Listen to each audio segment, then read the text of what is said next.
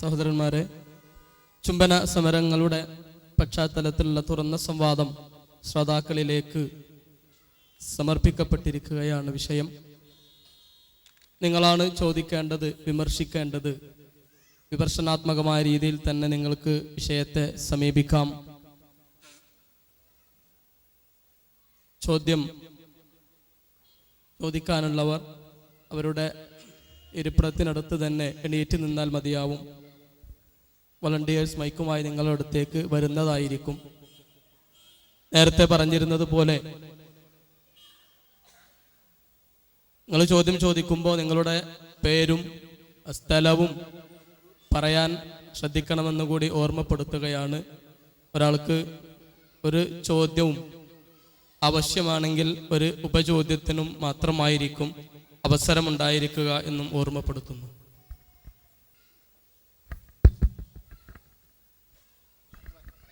അസ്സലാമു അലൈക്കും. എൻ്റെ പേര് അൻവർ വടക്കാങ്ങര. ഞാൻ ചോദ്യം ചോദിക്കല്ല, ഒരു ആഡിങ് കൂട്ടുകയാണ്. യഥാർത്ഥത്തിൽ ചുംബന സമരമല്ല, ചുംബന മേളയാണ്. ഈ തുറന്ന സംവാദം സംഘടിപ്പിച്ച ഇതിനുവേണ്ടി മുന്നിട്ടിറങ്ങിയ MSMനും അതിൻ്റെ പിതൃസംഘടനയായ ജിദായിത്ത് ഇസ്ലാഹി സെന്ററിനും ആദ്യമായി അഭിനന്ദനങ്ങൾ അറിയിക്കുകയാണ്. കാരണം ഇത്തരം സമകാലീന വിഷയങ്ങളുമായി ഇനിയും ഇവിടെ എത്തണം എന്നുകൂടി ആവശ്യപ്പെടുകയാണ്. ഇവിടെ നടക്കുന്ന പരിപാടി 2 വാനര സംഘങ്ങളുടെ ഡ്രാമയാണ്. സത്യത്തിൽ 2 കൂട്ടർ ഒന്നാണ്. അതായത് ഇവിടെ വിഷയാവതരണം സൂചിപ്പിച്ചതുപോലെ ഫ്രീ തിങ്കേഴ്സ് എന്നുള്ള ഗ്രൂപ്പ് നടത്തുന്നത് ഞാൻ 1-2 വർഷം തുടർച്ചയായി അതിലുണ്ടായിരുന്ന ഒരാളാണ്. ചേകനൂരിസം, മതപരിഹാസവാദികൾ, യുക്തിവാദികൾ, ചില കമ്മ്യൂണിസ്റ്റുകൾ, ഇങ്ങനെയുള്ള ഒരു ഗ്രൂപ്പാണ് ഈ ഫ്രീ തിങ്കേഴ്സ് നടത്തിക്കൊണ്ടിരിക്കുന്നത്. അവർ തന്നെയാണ് ഇത് സംഘടിപ്പിക്കുന്നതും. ഇത് സൂചിപ്പിക്കേണ്ടായി. ഇതിനെ എതിർക്കുന്നതും സംഘപരിവാർ. ഈ സംഘപരിവാർ കൂടിയുണ്ട് കൂട്ടത്തിൽ. അവർ ഈ ഗ്രൂപ്പിലുള്ളത് ഇന്ത്യൻ രഹസ്യാന്വേഷണ വിഭാഗത്തിലെ ആളുകൾ കൂടി ഈ ഫ്രീ തിങ്കേഴ്സിലുണ്ട്. കാരണം മുസ്ലിങ്ങളുടെ പ്രകോപിപ്പിച്ചുകൊണ്ട് അവരുടെ ആശയങ്ങളും അതിൽ അവരാരൊക്കെയാണ്, ഇസ്ലാമിൻ്റെ യഥാർത്ഥ വിശ്വാസികൾ ആരൊക്കെയാണെന്നും അവരുടെ എന്തൊക്കെ കാര്യങ്ങൾ എന്തൊക്കെയാണെന്ന് തുറന്നു പറയാനുള്ള പ്രകോപനപരമായ പോസ്റ്റുകൾ ഇടുക എന്നുള്ളതാണ് അവരുടെ മറ്റൊരു ലക്ഷ്യം. അപ്പോൾ അതുകൊണ്ട് തന്നെ ഇസ്ലാമിനെയും മുസ്ലിങ്ങളെയും അതുപോലെ തന്നെ പ്രവാചകൻ സല്ലല്ലാഹു അലൈഹി വസല്ലമയെയും പരിഹസിക്കുന്ന അത്തരം ഗ്രൂപ്പുകളിൽ അല്ലെങ്കിൽ അത്തരം ആളുകളുടെ കൂടെ നിൽക്കുന്നത് ഇസ്ലാമിക ചര്യക്ക്, നബിചര്യക്ക് വിരുദ്ധമാണ്. അപ്പം അത്തരം ഗ്രൂപ്പുകളിൽ സദുദ്ദേശത്തോടു കൂടിയേ മാത്രമേ പോകാവൂ എന്ന് ആദ്യമായി ഉണർത്തുകയാണ്. അതോടൊപ്പം തന്നെ ഇത്തരം ഗ്രൂപ്പുകളിലും ഇവരുടെ പരിഹാരത്തിനെതിരായി റൈറ്റ് തിങ്കേഴ്സ് എന്നൊരു മറ്റൊരു ഗ്രൂപ്പ് രൂപീകരിച്ചിട്ടുണ്ട്. അതിലിപ്പോൾ 83,000-85,000 ആളുകൾ ഇതേമാതിരി ഇവരെ എതിർക്കാൻ വേണ്ടി ഇവരുമായി ഒരു ആശയ സംവാദം നടത്തിയിരുന്നു, ഒരു ഓൺലൈൻ സംവാദം നടത്തിയിരുന്നു 1 വർഷങ്ങൾക്ക് മുമ്പ്. അതിലവർ പരാജയപ്പെട്ടതോടുകൂടി കുറേ ആളുകളെ പിന്തിരിഞ്ഞു പോരുകയുണ്ടായി. വിഷയത്തിലേക്ക് കിടക്കുകയാണെങ്കിൽ ഇവിടെ സൂചിപ്പിച്ചതുപോലെ ഈ യുക്തിവാദികൾ ഒരേ അവസരത്തിൽ ഇതുപോലുള്ള ചുംബന മേളകൾ നടത്തുകയും അതേ ഗ്രൂപ്പിൽപ്പെട്ട ആളുകൾ തന്നെയാണ് ഈ വാനര സംഘം എന്നുള്ള രൂപത്തിൽ ഇതിനെ എതിർക്കാനും വരുന്നത്. അപ്പോൾ ഫാസിസം കടന്നു വരുന്നതിൻ്റെ മറ്റൊരു രൂപമാണ്. ഒരേ സമയത്ത് തന്നെ 2 കൂട്ടരും ഈ സംഭവം നടത്തിക്കൊണ്ട് ഇതിലൊക്കെ ഉണ്ട്. ഇപ്പോൾ മുസ്ലിം ഇതുപോലുള്ള മുമ്പുള്ള കാര്യങ്ങളൊക്കെ സൂചിപ്പിക്കുക. ഇപ്പോൾ സാഗർ ഹോട്ടൽ പ്രശ്നം, അതുപോലെ തന്നെ ഇപ്പോൾ മിഞ്ഞാന്ന് നടന്ന ഇതുപോലുള്ള പിന്നെ ഇസ്ലാമിക ഇതേ വിഷയത്തിൽ നോക്കുമ്പോൾ അത് മതപരിവർത്തനമാണെന്ന് പറഞ്ഞുകൊണ്ട് ഒരു വീട്ടിൽ കയറിക്കൊണ്ട് ജാഹിദ് പ്രവർത്തകരെ ആക്രമിച്ച സംഭവം ഉണ്ടായല്ലോ.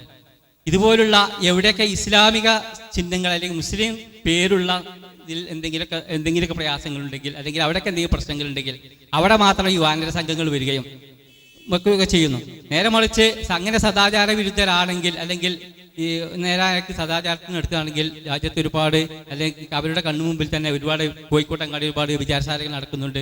മദ്യത്തിനും മയക്കുമരുന്നും ഒരുപാട് യുവാക്കൾ അടിമകളായിക്കൊണ്ടിരിക്കുന്നു. ഇത്തരം രംഗങ്ങളിലൊന്നും ഇവർ ഇടപെടുന്നില്ല. അപ്പം അതിൻ്റെ ഒരു പ്രത്യേകമായ അജണ്ട ഫാസിസത്തിൻ്റെ മറ്റൊരു രീതിയാണ്, മറ്റൊരു കടന്നുകയറ്റത്തിലുള്ള മാർഗമാണ് ഈ ചുംബനമേളകൾ എന്ന് മാത്രം സൂചിപ്പിച്ചുകൊണ്ടും ഇതിന് അവസരം തന്ന സംഘാടകർക്ക് നന്ദി അറിയിച്ചുകൊണ്ടും നിർത്തുന്നു. അസ്സലാമു അലൈക്കും വറഹ്മത്തുള്ളാഹി വബറകാതുഹു.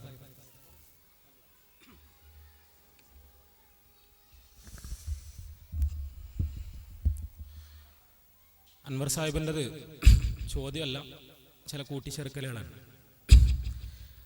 ഞാൻ പറഞ്ഞ കാര്യങ്ങൾ, ആ കാര്യങ്ങളോട് അനുബന്ധമായി അദ്ദേഹം ഈ ഫേസ്ബുക്ക് ഗ്രൂപ്പിനെ കുറിച്ചും അതിന് ഉള്ള മറുപടി എന്ന രീതിയിൽ ഫേസ്ബുക്കിൽ തന്നെ രൂപപ്പെട്ടു വന്ന കൂട്ടായ്മകളെക്കുറിച്ചും അവിടെ ഈ കൂട്ടായ്മകൾ തമ്മിൽ നടന്ന സംവാദങ്ങളെക്കുറിച്ചും ഫാഷിസ്റ്റുകളുടെ അജണ്ടകളെക്കുറിച്ചും എല്ലാം അദ്ദേഹം പറഞ്ഞത്. ഇവിടെ ഇത് പറയുമ്പോൾ നമ്മൾ മനസ്സിലാക്കേണ്ട വളരെ പ്രധാനപ്പെട്ട ഒരു കാര്യമുണ്ട്. എന്താന്ന് ചോദിച്ചാൽ, ഈ ചുംബന സമരവാദികൾ, അല്ലെങ്കിൽ ഇവിടെ സൂചിപ്പിക്കപ്പെട്ടതുപോലെ ചുംബന മേളകൾ സംഘടിപ്പിച്ച ആളുകൾ, അവർ കേരളത്തിലെ മുസ്ലിങ്ങളോട് പറഞ്ഞത് മിണ്ടരുത് എന്നാണ്. അക്ഷരാർത്ഥത്തിൽ കേരളത്തിലെ ബുദ്ധിജീവികളും മുസ്ലിങ്ങളോട് പറഞ്ഞത് മിണ്ടരുത് എന്നാണ്. കാരണം എന്താന്ന് വെച്ചാൽ, ഈ സമരം നിങ്ങൾക്ക് വേണ്ടിയുള്ളതാണ്. ഞാൻ പറയുന്നത് നിങ്ങൾക്ക് മനസ്സിലായോന്ന് അറിയില്ല. അവർ പറഞ്ഞത് RSS പറയട്ടെ, BJP-ക്കാർ പറയട്ടെ, ശിവസേന പറയട്ടെ, വാനരസേന പറയട്ടെ, എല്ലാം സ്വാഭാവികമാണ്. കാരണം ഈ സമരം അവർക്കെതിരെയുള്ളതാണ്, ഫാഷിസ്റ്റുകൾക്കെതിരെയുള്ളതാണ്, അവരുടെ സദാചാര പോലീസിങ്ങിനെതിരെയുള്ളതാണ്, നിങ്ങൾക്ക് വേണ്ടിയുള്ളതാണ്, മുസ്ലിങ്ങൾക്ക് വേണ്ടിയുള്ളതാണ്. മുസ്ലിങ്ങളുടെ ഒരു സ്ഥാപനം സദാചാരത്തിന്റെ പേര് പറഞ്ഞ് അടിച്ചു തകർത്തതിനെതിരെയുള്ള സമരമാണിത്. ഇന്ത്യയിൽ നരേന്ദ്രമോദി എന്ന് പറയുന്ന ഒരു പ്രധാനമന്ത്രി ഇന്ത്യ ഭരിക്കുന്ന സമയത്ത് അദ്ദേഹമാണ് പ്രധാനമന്ത്രി എന്ന ധാർഷ്ട്യത്തോടുകൂടി ഇവർ നടത്തുന്ന ഇടപെടലുകളെ തകർക്കാൻ വേണ്ടി രൂപപ്പെട്ടു വന്നൊരു സമരത്തെ ന്യൂനപക്ഷമായ മുസ്ലിങ്ങൾ എതിർക്കുന്നു എന്ന് പറഞ്ഞാൽ അവരുടെ ചരിത്രത്തിലെ തന്നെ ഏറ്റവും വലിയ വെഡിത്തങ്ങളിൽ ഒന്നായിരിക്കും അത് എന്നാണ് അവർ പറയുന്നത്. കേരളത്തിലെ പ്രധാനപ്പെട്ട ഒരു ബുദ്ധിജീവിയെ MSM-ന്റെ ഒരു സംവാദത്തേക്ക് വിളിച്ചപ്പോൾ അദ്ദേഹം പറഞ്ഞത്, ഇത്ര വലിയൊരു വിഡ്ഢിത്തം കാണിച്ച ഒരു സംഘടനയുടെ വേദിയിൽ വരാൻ ഞാൻ സന്നദ്ധനെന്നാണ്. കാരണം മുസ്ലിങ്ങൾക്ക് വേണ്ടി, മുസ്ലിങ്ങളെ സംരക്ഷിക്കാൻ വേണ്ടി ഇവിടെയുള്ള ഹിന്ദു വർഗീയവാദികൾക്കെതിരിൽ രൂപപ്പെട്ടു വന്ന ഒരു സമരത്തെ എതിർക്കാൻ മാത്രമുള്ള വിവരക്കേട് നിങ്ങൾക്കുണ്ടായിപ്പോയി. ആ വിവരക്കേടുള്ള ഒരു വിഭാഗത്തിന്റെ കൂടെ സദസ് സ്റ്റേജിലിരിക്കാൻ പോലും എനിക്ക് ലജ്ജയാകുന്നു. അതുകൊണ്ട് ഞാൻ ആ വഴിക്ക് വരൂല എന്നാണ് അദ്ദേഹം പറഞ്ഞത്. ഇവിടെ അൻവർ സാഹിബ് സൂചിപ്പിച്ചതുപോലെ യഥാർത്ഥത്തിൽ ഇവർ രണ്ടുപേരും ഒന്നാണ്. ഇവർ പരസ്പരം ശക്തിപ്പെടുത്തുകയാണ് ചെയ്യുന്നത്. ഇത് നമ്മൾ കൃത്യമായി വളരെ കൃത്യമായി മനസ്സിലാക്കേണ്ട ഒരു കാര്യമുണ്ട്. ഒന്ന് ആലോചിച്ച് നോക്ക്, മുസ്ലിങ്ങൾക്ക് ഇത് അംഗീകരിക്കാൻ പറ്റും. വിവാഹത്തിനു പുറത്തുള്ള ഏത് തരം ലൈംഗിക വർത്തനങ്ങളായാലും, അത് ചുംബനമായാലും സ്പർശനമായാലും ആലിംഗനമായാലും, അതൊന്നും മുസ്ലിങ്ങൾക്ക് അംഗീകരിക്കാൻ കഴിയൂല. 100% ഉറപ്പാണ്, 100% ഉറപ്പ്. അപ്പോ ഇത്തരം ഒരു ആശയം സമൂഹത്തിന്റെ മുന്നിൽ കടന്നു വരുന്ന സമയത്ത് അത് തെറ്റോ ശരിയോ എന്ന് ചോദിച്ചാൽ തെറ്റ് എന്ന് പറയാൻ മാത്രമേ മുസ്ലിമിന് നിവൃത്തി ഉണ്ടാവുള്ളൂ. അപ്പൊ ഇവർ പറയണം മിണ്ടിപ്പോകരുത്, കാരണം നിങ്ങളെ സംരക്ഷിക്കാൻ വേണ്ടിയാണ് ഞങ്ങൾ ഈ സമരം നടത്തുന്നത്. അപ്പൊ ശരിക്കും ഇവരെന്താ പറയുന്നത്? നിങ്ങളുടെ മതപരമായ വീക്ഷണങ്ങൾ സമൂഹത്തിൽ നിങ്ങൾ തുറന്നു പറയരുത്, നിങ്ങളെ ഞങ്ങൾ സംരക്ഷിച്ചോളാം എന്നാണ്. നിങ്ങളുടെ നിലപാടുകൾ നിങ്ങൾ തുറന്നു പറയരുത്, തുറന്നു പറയാതിരിക്കുകയാണെങ്കിൽ നിങ്ങളെ ഞങ്ങൾ സംരക്ഷിച്ചോളാം എന്നാണ്. വേറൊരു ഭാഷയിൽ പറഞ്ഞാൽ, നിങ്ങളൊന്ന് പോയി കുളിച്ച് വൃത്തിയായി വന്ന് ഇസ്ലാമിന്റെ സദാചാര സങ്കല്പം നിങ്ങളെ ശരീരത്തിൽ നിന്ന് ഒഴിവാക്കി ഇങ്ങോട്ട് പോവാം, അങ്ങനെയാണെങ്കിൽ ഞങ്ങൾ നിങ്ങളെ സംരക്ഷിച്ചോളാം എന്നാണ് ഇവർ പറയുന്നത്. കാരണം നിങ്ങളുടെ നിലപാടുകൾ നിങ്ങൾ തുറന്നു പറയുന്നതോടുകൂടി നിങ്ങൾ വർഗീയവാദിയാകുന്നു, പിന്തിരിപ്പനാകുന്നു, യാഥാസ്ഥിതികനാകുന്നു. പിന്നെ നിങ്ങൾക്ക് വേണ്ടി വാദിക്കാൻ ഞങ്ങൾക്ക് ഒഴിവുണ്ടാവുകയില്ല. നിങ്ങൾ നിങ്ങളുടെ നിലപാടുകൾ മറച്ചു വച്ചാൽ ഞങ്ങൾ നിങ്ങളെ സംരക്ഷിച്ചോളാം. ഇത് RSS-കാർ സംരക്ഷിക്കുവാണെങ്കിൽ. RSS-കാർ പറയാറുള്ളത്, നിങ്ങൾ ഭാരതീയ സംസ്കാരം സ്വീകരിക്കൂ, ഭാരതീയ സംസ്കാരം സ്വീകരിച്ച് നല്ല മുസ്ലിങ്ങളാകൂ, എങ്കിൽ ഞങ്ങൾ തന്നെ നിങ്ങൾക്ക് കാവൽ നിൽക്കാം, ഇവിടെ യാതൊരു പ്രശ്നം ഉണ്ടാകൂല എന്നാണ്. നിങ്ങളുടെ ആദർശവും നിങ്ങളുടെ മതവും മറച്ചുവെച്ച് ഭാരതീയ ഹിന്ദു സംസ്കാരം നിങ്ങൾ സ്വീകരിച്ചാൽ ഞങ്ങൾ നിങ്ങൾക്ക് വേണ്ടി സംസാരിക്കാം എന്ന് ഒരു വിഭാഗം പറയുമ്പോൾ മറുവിഭാഗം പറയുന്നു, നിങ്ങൾ പടിഞ്ഞാറൻ ഉദാര ലൈംഗികതയുടെ സംസ്കാരം സ്വീകരിക്കൂ, എങ്കിൽ നിങ്ങൾക്ക് വേണ്ടി ഞങ്ങൾ സംസാരിക്കാം. മുസ്ലിങ്ങളെ സംബന്ധിച്ചിടത്തോളം ഇത് രണ്ടും പ്രശ്നം തന്നെയാണ്. ഇനി ഈ ചുംബന സമരത്തിന്റെ ആളുകൾ കേരളത്തിൽ ആത്യന്തികമായി ഉണ്ടാക്കാൻ പോകുന്ന ഫലം എന്താണ് എന്നുകൂടി ഞാൻ പറഞ്ഞു തരാം. ഇങ്ങനെയൊരു സമരമുണ്ടായി, ആ സമരം അടുത്ത സ്റ്റെപ്പിലേക്ക് പോയി. അങ്ങനെ വിവാഹ ബാഹ്യ ലൈംഗികത തിന്മയല്ല എന്നൊരാശയം കേരളത്തിലേക്ക് കടന്നു വന്നു. അത് വ്യാപകമായി. അത്തരമൊരു സാമൂഹിക അന്തരീക്ഷം കേരളത്തിൽ ഉണ്ടായാൽ അത് തെറ്റാണ് തെറ്റാണ് തെറ്റാണ് തെറ്റാണ് എന്ന് പറഞ്ഞുകൊണ്ടിരിക്കുക മുസ്ലിങ്ങൾ തന്നെ ആയിരിക്കും. വേറെ ആരെയും കിട്ടൂല. കാരണം മറ്റുള്ളവരെ സംബന്ധിച്ചിടത്തോളം ഇത് അത്ര ഒരു പ്രധാനപ്പെട്ട ഒരു വിഷയമൊന്നുമല്ല. വളരെ അടിസ്ഥാനപരമായി ഇത് തിന്മയാണ് എന്ന് മനസ്സിലാക്കുന്നത് മുസ്ലിങ്ങൾ മാത്രമാണെന്നുള്ളതാണ് സത്യം. അവിടെ മുസ്ലിങ്ങൾ അങ്ങനെ മനസ്സിലാക്കുകയും പറയുകയും ചെയ്യുമ്പോൾ ഈ ചുംബന സമരവാദികളുടെ ശത്രുവായി വരിക മുസ്ലിങ്ങളായിരിക്കും, അല്ലാതെ ഈ ഫാഷിസ്റ്റുകളൊന്നും ആകൂല. അവിടെ മുസ്ലിങ്ങൾക്ക് വേണ്ടി ഫാഷിസ്റ്റുകൾക്കെതിരിൽ എന്ന് പറഞ്ഞുകൊണ്ട് ആരംഭിച്ചൊരു സമരം ആത്യന്തികമായി മുസ്ലിങ്ങളെ തന്നെ ശത്രുസ്ഥാനത്ത് നിർത്തുന്നിടത്തേക്കാണ് പോവുക എന്നതാണ് സത്യം. ഇത് മനസ്സിലാക്കാൻ വളരെ ചെറിയൊരു വിവേകം മാത്രമേ ആവശ്യമുള്ളൂ. അതുപോലും പലപ്പോഴും നമ്മുടെ സാംസ്കാരിക നായകർക്ക് നഷ്ടപ്പെട്ടു പോകുന്നു എന്നതാണ് യഥാർത്ഥത്തിലുള്ള ദുരന്തം.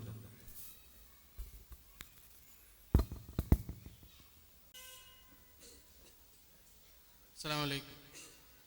ആഷിഖ് മഞ്ചേരി.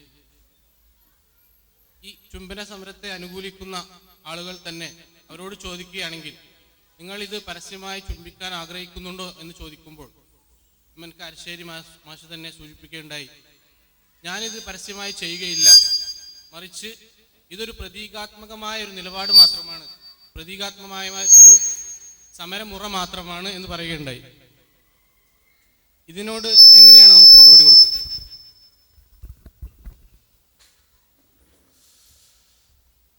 എമ്മൻകാരശ്ശേരി മാഷ് പറഞ്ഞു, ഞാനത് ചെയ്യൂല, ഇത് പരസ്യമായി ചുംബിക്കാൻ വേണ്ടിയുള്ളൊരു സമരമല്ല, പ്രതീകാത്മകമായൊരു സമരമുറ മാത്രമാണെന്ന് പറഞ്ഞു. ശരിയാണത്, അത് സത്യമാണ്.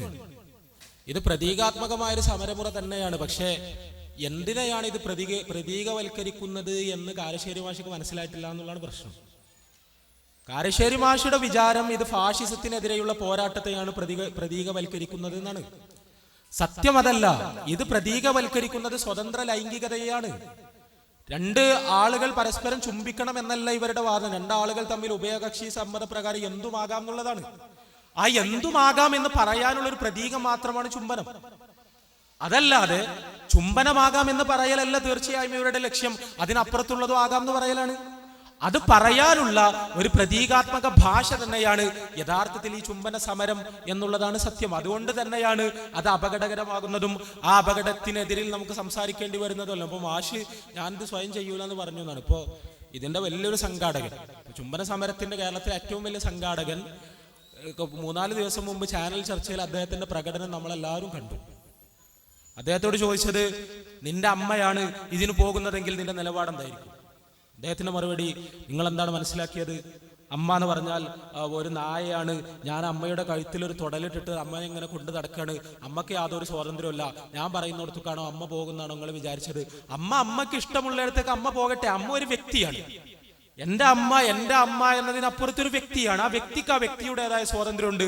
ആ സ്വാതന്ത്ര്യത്തിന്റെ അടിസ്ഥാനത്തിൽ ആ വ്യക്തി എന്തെങ്കിലും ചെയ്താൽ എനിക്ക് എന്താ പ്രശ്നം? അദ്ദേഹത്തോട് വീണ്ടും ചോദിച്ചു, നിന്റെ പെങ്ങളാണെങ്കിലോ? പെങ്ങളൊരു വ്യക്തിയാണ്. എന്റെ പെങ്ങൾ എന്നത് മാത്രമല്ല അവരുടെ മേൽവിലാസം. അവർക്ക് തീർച്ചയായും അവരുടേതായ ഒരു അസ്തിത്വമുണ്ട്, അവരുടേതായ സ്വാതന്ത്ര്യമുണ്ട്. ആ സ്വാതന്ത്ര്യത്തിന്റെ അടിസ്ഥാനത്തിൽ അവർക്ക് ഇഷ്ടമുള്ളത് അവർ ചെയ്യട്ടെ. അപ്പോ അടുത്ത ചോദ്യം, അങ്ങനെയാണെങ്കിൽ നീ വീട്ടിലേക്ക് കയറി വരുന്ന സമയത്ത് നിന്റെ ഭാര്യ വേറെ ഏതോ പുരുഷന്റെ കൂടെ ഇതുപോലുള്ള ഒരു ബന്ധത്തിൽ ഏർപ്പെട്ടുകൊണ്ടിരിക്കുന്നത് കണ്ടാൽ നിനക്ക് എതിർപ്പുണ്ടാകുമോ? നിനക്ക് ദേഷ്യം വരുമോ?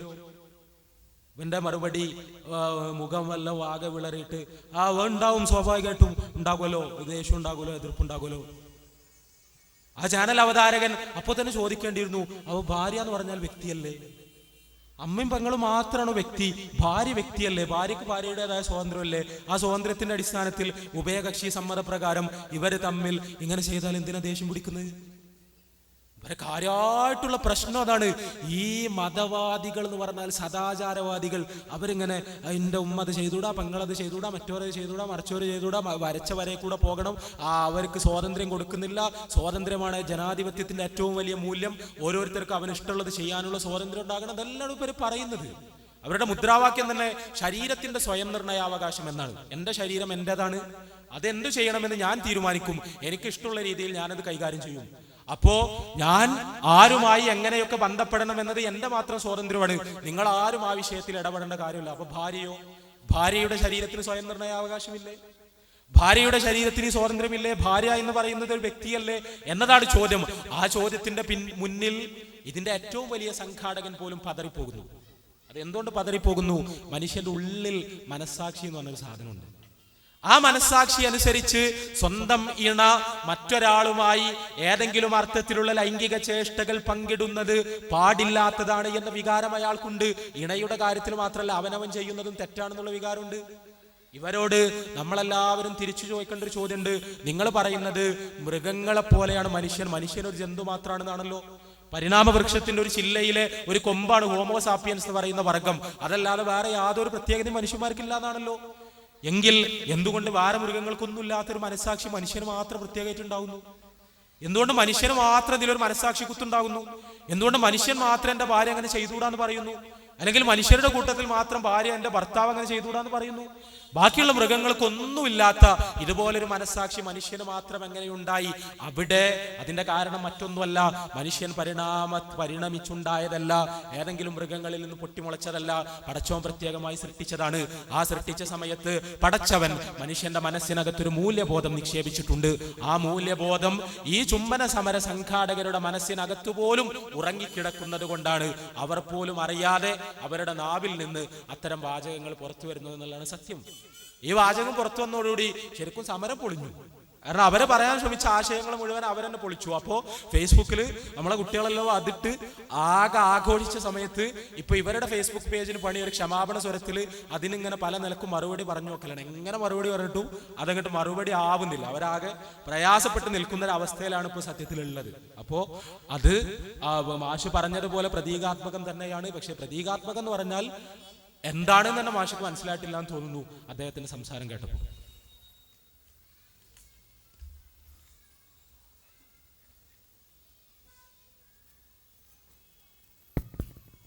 അസ്സലാമു അലൈക്കും. എൻ്റെ പേര് സിയാദ്.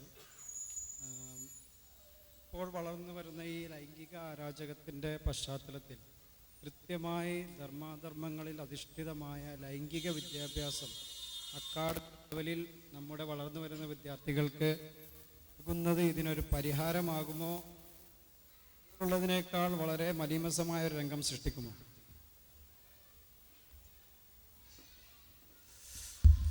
നമ്മുടെ നാട്ടിൽ ലൈംഗിക അരാജകത്വം വളർന്നു വരികയാണ്.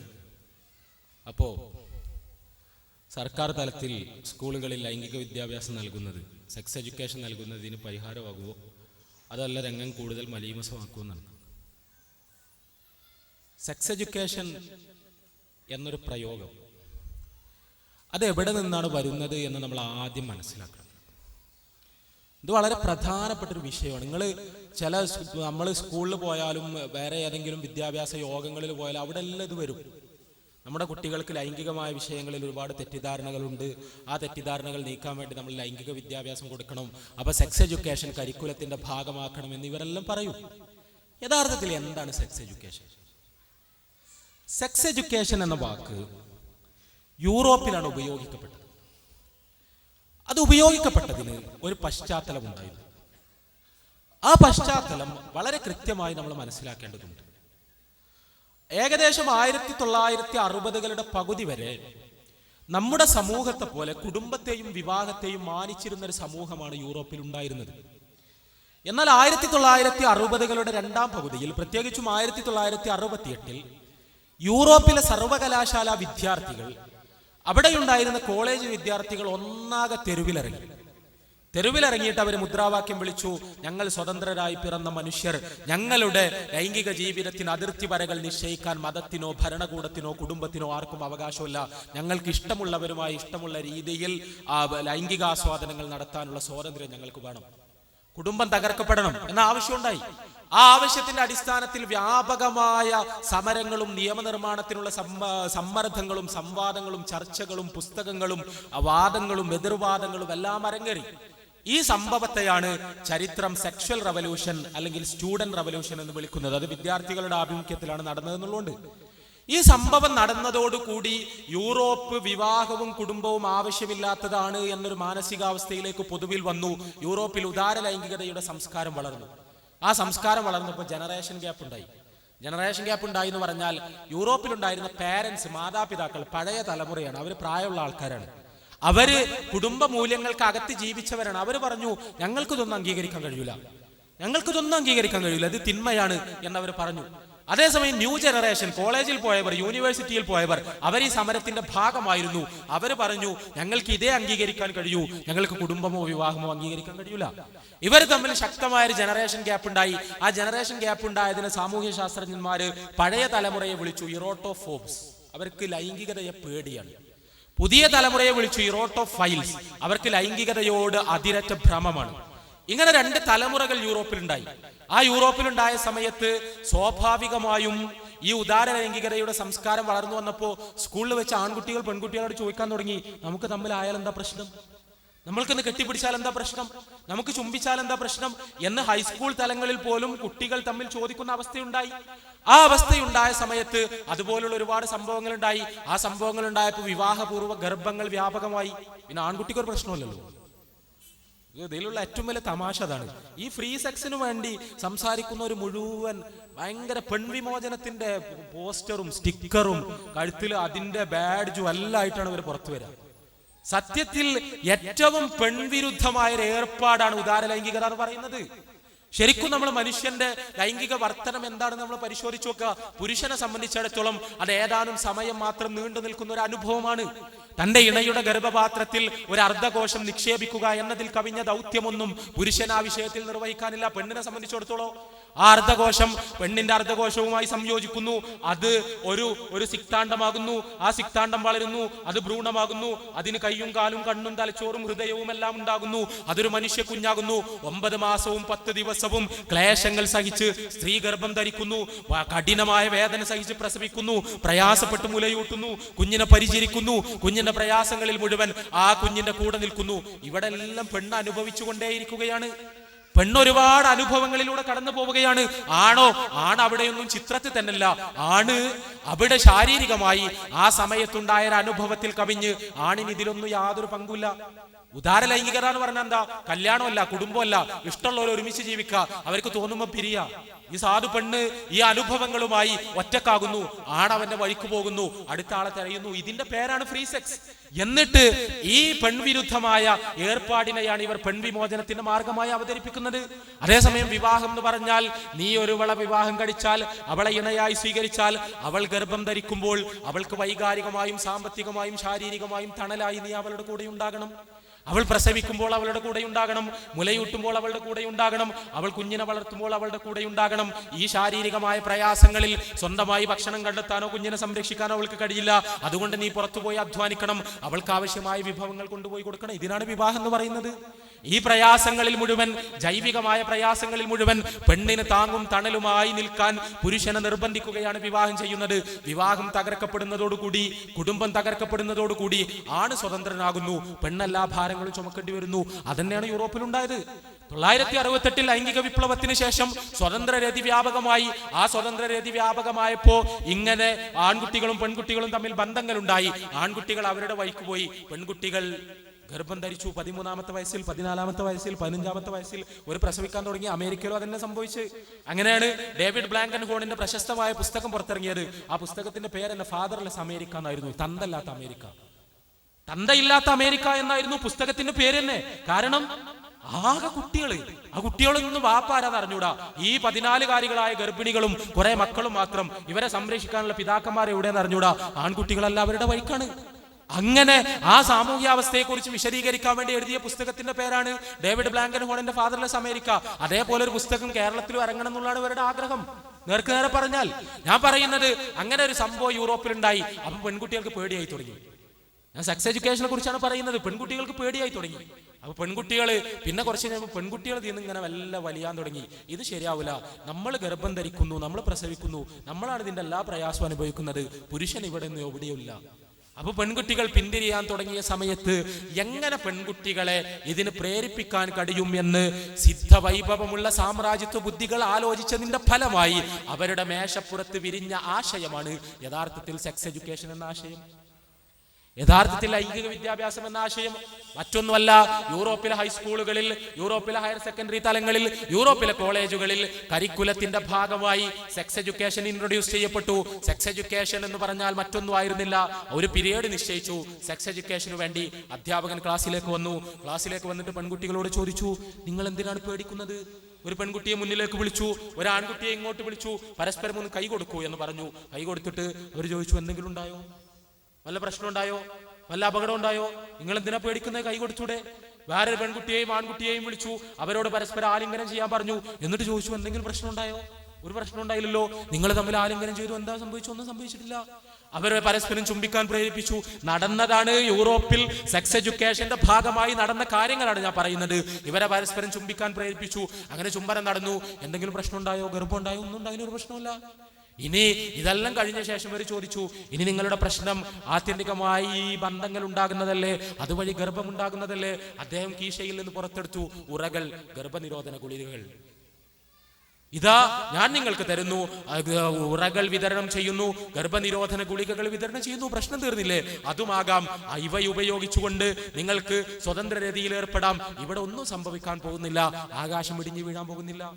നിങ്ങൾക്കതാകാം, ഇഷ്ടമുള്ള രീതിയിലാകാം എന്ന് കുട്ടികളെ പഠിപ്പിക്കാൻ വേണ്ടി വളരെ സമർത്ഥമായി യൂറോപ്യൻ പാഠ്യപദ്ധതിയിലേക്ക് ഇൻട്രൊഡ്യൂസ് ചെയ്യപ്പെട്ടതാണ് യഥാർത്ഥത്തിൽ ലൈംഗിക വിദ്യാഭ്യാസം അഥവാ സെക്സ് എഡ്യൂക്കേഷൻ. അതേ സെക്സ് എഡ്യൂക്കേഷൻ ആണ് തായ്ലാന്റിലേക്ക് വളരെ സമർത്ഥമായി കടന്നുകൊണ്ട് പോയത് സാമ്രാജ്യത്വ ശക്തികൾ. ആ സെക്സ് എഡ്യൂക്കേഷന്റെ ഫലമായിട്ടാണ്, ആ സെക്സ് എഡ്യൂക്കേഷൻ തലച്ചോറിൽ ചെലുത്തിയ സ്വാധീനത്തിന്റെ ഫലമായിട്ടാണ് യഥാർത്ഥത്തിൽ തായ്ലാന്റിലെ പെൺകുട്ടികൾ ഇതൊന്നും തെറ്റല്ലാതെ പഠിപ്പിച്ചത്. അപ്പോ നമ്മുടെ നാട്ടിൽ കുറെ ആളുകൾ ഇടയ്ക്കിടയ്ക്ക് ഇങ്ങനെ പറയും, സെക്സ് എഡ്യൂക്കേഷൻ വേണം, സെക്സ് എഡ്യൂക്കേഷൻ വേണം, സെക്സ് എഡ്യൂക്കേഷൻ ഇല്ലാത്തതാണ് എല്ലാ പ്രശ്നങ്ങളുടെ അടിസ്ഥാനം. സംഭവം ശരിയാണ്, സെക്സ് എഡ്യൂക്കേഷൻ ഇല്ലാത്ത തന്നെയാണ് പ്രശ്നം. പക്ഷേ സെക്സ് എഡ്യൂക്കേഷന്റെ സിലബസ് എന്താന്നുള്ളതാണ് ചോദ്യം. ഇസ്ലാമികമായി കൃത്യമായ സെക്സ് എഡ്യൂക്കേഷൻ ഇസ്ലാമിനുണ്ട്. അത് ഇസ്ലാം ഖുർആനിലൂടെയും ഹദീസിലൂടെയും മാനവരാശിക്ക് മുന്നിൽ സമർപ്പിച്ചിട്ടുണ്ട്. അത് വേറൊന്നുമല്ല, വിവാഹത്തിന് പുറത്തുള്ള എല്ലാ തരം ലൈംഗികാസ്വാദനങ്ങളും തിന്മയാണ്, നരകത്തിലേക്കുള്ള വഴിയാണ്, അത് ഇഹലോകത്തും പരലോകത്തും നിങ്ങൾക്ക് ദുരന്തമാണ് എന്നതാണ് സെക്സ് എഡ്യൂക്കേഷൻ. ആ സെക്സ് എഡ്യൂക്കേഷൻ നമ്മുടെ കുട്ടികൾക്ക് കൊടുക്കണം. ആ സെക്സ് എഡ്യൂക്കേഷന് പകരം സർക്കാർ തലത്തിൽ ഇത് വരാന്ന് പറയുമ്പോൾ അത് വരുന്നത് നേരെ യുനെസ്കോ എന്നാണ്. യുനെസ്കോ എന്ന് പറഞ്ഞാൽ നിങ്ങൾക്ക് എല്ലാവർക്കും ഒരു ഐക്യരാഷ്ട്രസഭയുടെ സാംസ്കാരിക സംഘടനയാണ്. യുനെസ്കോ സെക്സ് എഡ്യൂക്കേഷൻ എങ്ങനെ കുട്ടികൾക്ക് കൊടുക്കണം എന്നുള്ള വിഷയത്തിൽ ഒരുപാട് വർക്ക്ഷോപ്പുകൾ നടത്തുന്നുണ്ട്. ആ വർക്ക്ഷോപ്പുകളിലെല്ലാം ആവർത്തിക്കപ്പെടുന്നത് പണ്ട് യൂറോപ്പിൽ ആവർത്തിക്കപ്പെട്ട അതേ പാഠങ്ങളാണ്. അതേ പാഠങ്ങൾ ലോകത്തെല്ലായിടത്തും കയറ്റിവെക്കാനുള്ള ശ്രമങ്ങളാണ്. അപ്പോൾ തീർച്ചയായും ലൈംഗിക വിദ്യാഭ്യാസം ആവശ്യമാണ്. ആ ലൈംഗിക വിദ്യാഭ്യാസം പക്ഷേ ഈ ലൈംഗിക വിദ്യാഭ്യാസമായി കൂടാ ഇസ്ലാമികമായ പാഠങ്ങളിൽ ഊന്നി നിന്നുകൊണ്ടുള്ള ലൈംഗിക വിദ്യാഭ്യാസമാകണം. ഞാനൊരു കാര്യം വളരെ ഗൗരവത്തോടു കൂടി പറയട്ടെ. നമ്മൾ നമ്മുടെ മക്കളെ കുറിച്ച്, നമ്മുടെ പെൺമക്കളെ കുറിച്ച്, നമ്മുടെ ആൺമക്കളെ കുറിച്ച്, നമ്മുടെ വരുന്ന തലമുറയെ കുറിച്ച് ഭീതിയോടുകൂടി മാത്രമേ നമുക്ക് ആലോചിക്കാൻ കഴിയൂ എന്നുള്ളതാണ് സത്യം. കാരണം അവർക്കെല്ലാം സെക്സ് എഡ്യൂക്കേഷൻ കിട്ടുന്നുണ്ട്. അവർക്കെല്ലാം സെക്സ് എഡ്യൂക്കേഷൻ കിട്ടുന്നുണ്ട്. അത് ടെക്സ്റ്റ് ബുക്ക് വഴിയല്ല, ടെലിവിഷൻ വഴിയാണ്, സീരിയലുകൾ വഴിയാണ്, സിനിമകൾ വഴിയാണ്, പോണോഗ്രാഫിക് വെബ്സൈറ്റുകൾ വഴിയാണ്. എല്ലാ തരം മീഡിയയുടെ സർവ്വ സാധ്യതകളും ഉപയോഗിച്ചുകൊണ്ട് അവരുടെ എല്ലാം തലച്ചോറിൽ ഇതൊരു തെറ്റല്ല തെറ്റല്ല തെറ്റല്ല എന്ന് അവരെ പഠിപ്പിക്കാനുള്ള എല്ലാ ശ്രമങ്ങളും നടത്തുന്നുണ്ട്. ആ ശ്രമങ്ങൾ നടക്കുന്ന സമയത്ത് നമ്മുടെ മക്കളെ അതിൽ നിന്ന് സംരക്ഷിക്കാൻ, അവരുടെ തലച്ചോറുകളെ ഇത്തരം ആശയങ്ങളിൽ നിന്ന് സംരക്ഷിക്കാൻ നമ്മൾ ഒരുപാട് പണിപ്പെടേണ്ടി വരും. ഇപ്പോൾ ഒരു ആൺകുട്ടിയും പെൺകുട്ടിയും കൈയെടുക്കുന്നതിലൊന്നും ഏതായാലും ഒരു തെറ്റില്ല എന്നുള്ളത് നമ്മളെ മക്കളെല്ലാം എത്തിപ്പോയി. ഒരു കോളേജിൽ പോയാൽ ഒരു അന്യ സ്ത്രീയും പുരുഷനും പരസ്പരം കൈ കൊടുക്കുന്നതൊന്നും ഏതായാലും ഒരു തെറ്റല്ല. അതെല്ലാം പുതിയ കാലത്ത് തെറ്റാന്ന് പറയാന്ന് പറഞ്ഞാൽ എന്ത് വലിയൊരു ഭീകരവാദമാണ് എന്ന് വിചാരിക്കുന്നിടത്തേക്ക് നമ്മുടെ മക്കൾ പോലും എത്തിപ്പോയി. ആ എത്തിപ്പോകുന്നത് കൃത്യമായി ഈ രീതിയിലുള്ള സന്ദേശങ്ങൾ അവരുടെ തലച്ചോറിലേക്ക് പോകുന്നത് കൊണ്ടാണ്. അതുകൊണ്ട് വളരെ കൃത്യമായി നമ്മുടെ മക്കളെ ബോധവൽക്കരിക്കാനുള്ള ശ്രമങ്ങൾ നമ്മുടെ ഭാഗത്ത് നിന്നുണ്ടാകണം എന്നാണ് ഈ ചോദ്യത്തിന് മറുപടിയായി സൂചിപ്പിക്കാനുള്ളത്.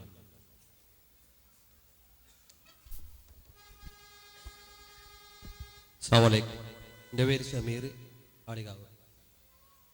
കോഴിക്കോട് ചുംബന സമരം നടന്നപ്പോൾ ഗവൺമെന്റിന്റെ പ്രധാനപ്പെട്ട ഉത്തരവാദിത്തപ്പെട്ട ഒരാൾ അതിനെക്കുറിച്ച് പറഞ്ഞത്, ചുംബന സമരത്തിന് പെർമിഷൻ വാങ്ങിയിട്ടില്ല, എന്നിരുന്നാലും നമ്മളത് എതിർക്കില്ല, തടയില്ല. ചുംബനം അതിരുവിട്ടാൽ മാത്രമേ തടയുള്ളൂ എന്ന് പറഞ്ഞു. അപ്പൊ എനിക്ക് ചോദിക്കാനുള്ള ചോദ്യം, രാഷ്ട്രീയ നേതാക്കന്മാർ എന്തുകൊണ്ടാണ് ഇത് എതിർക്കാത്തത്? അവര് ഇത് അനുകൂലിക്കുന്നുമില്ല, എതിർക്കുന്നില്ല, ആ രൂപത്തിലാണ്, എന്തുകൊണ്ടാണ് എന്നാണ് എനിക്ക് ചോദിക്കാനുള്ളത്.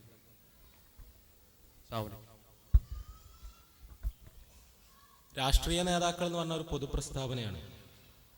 രാഷ്ട്രീയ നേതാക്കളുടെ കൂട്ടത്തിൽ ഇതിനെ ശക്തമായി അനുകൂലിച്ച് സംസാരിച്ച ആളുകളുണ്ട്, അതിനെ എതിർത്ത അപൂർവം ചില രാഷ്ട്രീയക്കാരുണ്ട്. ബഹുഭൂരിപക്ഷം ആളുകളും ഇതിൽ മൗനം പാലിക്കുകയാണ് ചെയ്തത്. മൗനം പാലിക്കുകയാണ് ചെയ്തത് വെച്ചാൽ ഇത് ഇവരിതിലാകെ കൺഫ്യൂസ്ഡ് ആണ്, എന്ത് പറയണമെന്ന് അവർക്ക് അറിഞ്ഞൂടാ.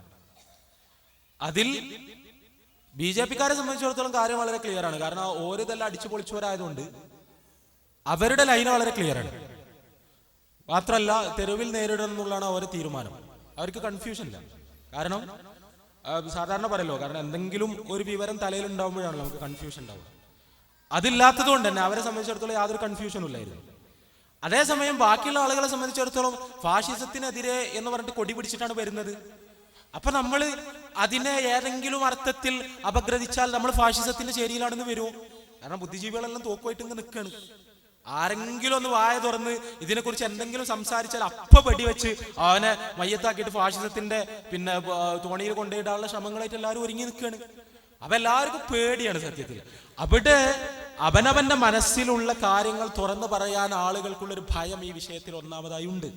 രണ്ടാമത്തെ കാര്യം, പോലീസിനെ സംബന്ധിച്ചിടത്തോളം അവർക്കും കൺഫ്യൂഷൻ ഉണ്ട്. കാരണം ഇന്ത്യ രാജ്യത്ത് ഇത് നിയമപരമായി അനുവദിക്കാമോ, ഇതിനെ തടയണമോ, എന്താണ് യഥാർത്ഥത്തിൽ ഭരണഘടന ഇത്തരം ഒരു സമര രീതിക്ക് അനുവാദം നൽകുന്നുണ്ടോ? അത് ഞാൻ പറയേണ്ട വിഷയമല്ല, അത് കോടതികൾ പറയേണ്ട വിഷയമാണ്, പോലീസുകാർ പറയേണ്ട വിഷയമാണ്. നമ്മുടെ വിഷയം ഇന്ത്യ രാജ്യത്ത് ഇങ്ങനെ ചെയ്യാൻ ആർക്കെങ്കിലും സ്വാതന്ത്ര്യം ഉണ്ടോ അല്ലേ എന്നുള്ളതല്ല.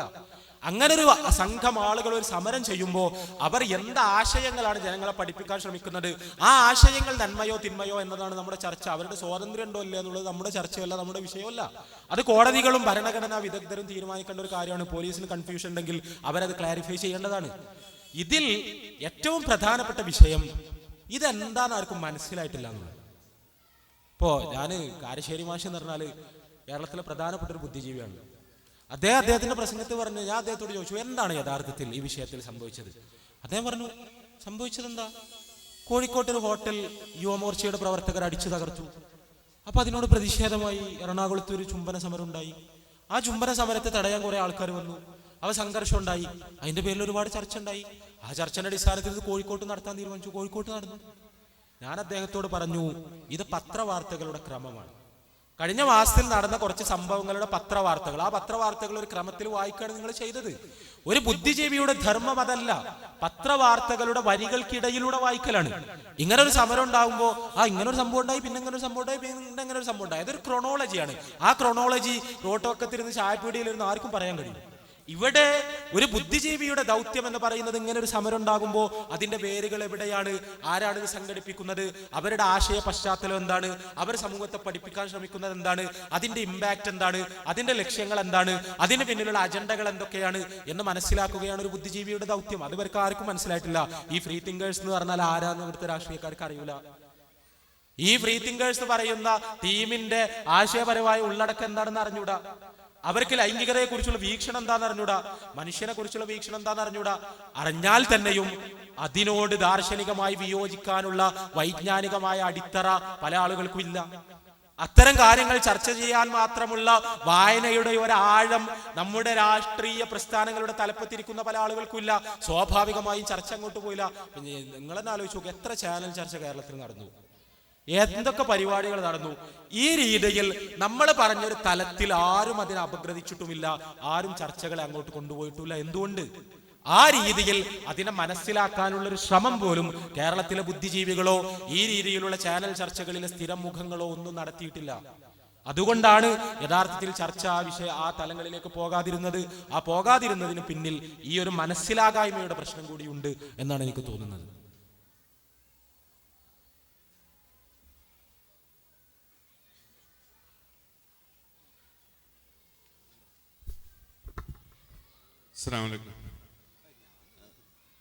മുസ്തഫ സൻവീർ സാഹിബ് സൂചിപ്പിച്ച പോലെ തന്നെ യൂറോപ്പിൽ രൂപം കൊണ്ട ബ്രാ ബേണിംഗ് ഫെമിനിസം, സൂസൻ ഫെലോഡിയ നേതൃത്വത്തിൽ രൂപം കൊണ്ട ബ്രാ ബേണിംഗ് ഫെമിനിസത്തിന്റെ ബൈ പ്രൊഡക്റ്റ് ആണോ ഈ യുക്തിവാദവും ചുംബന സമരവും എന്ന് വിശദീകരിക്കാം.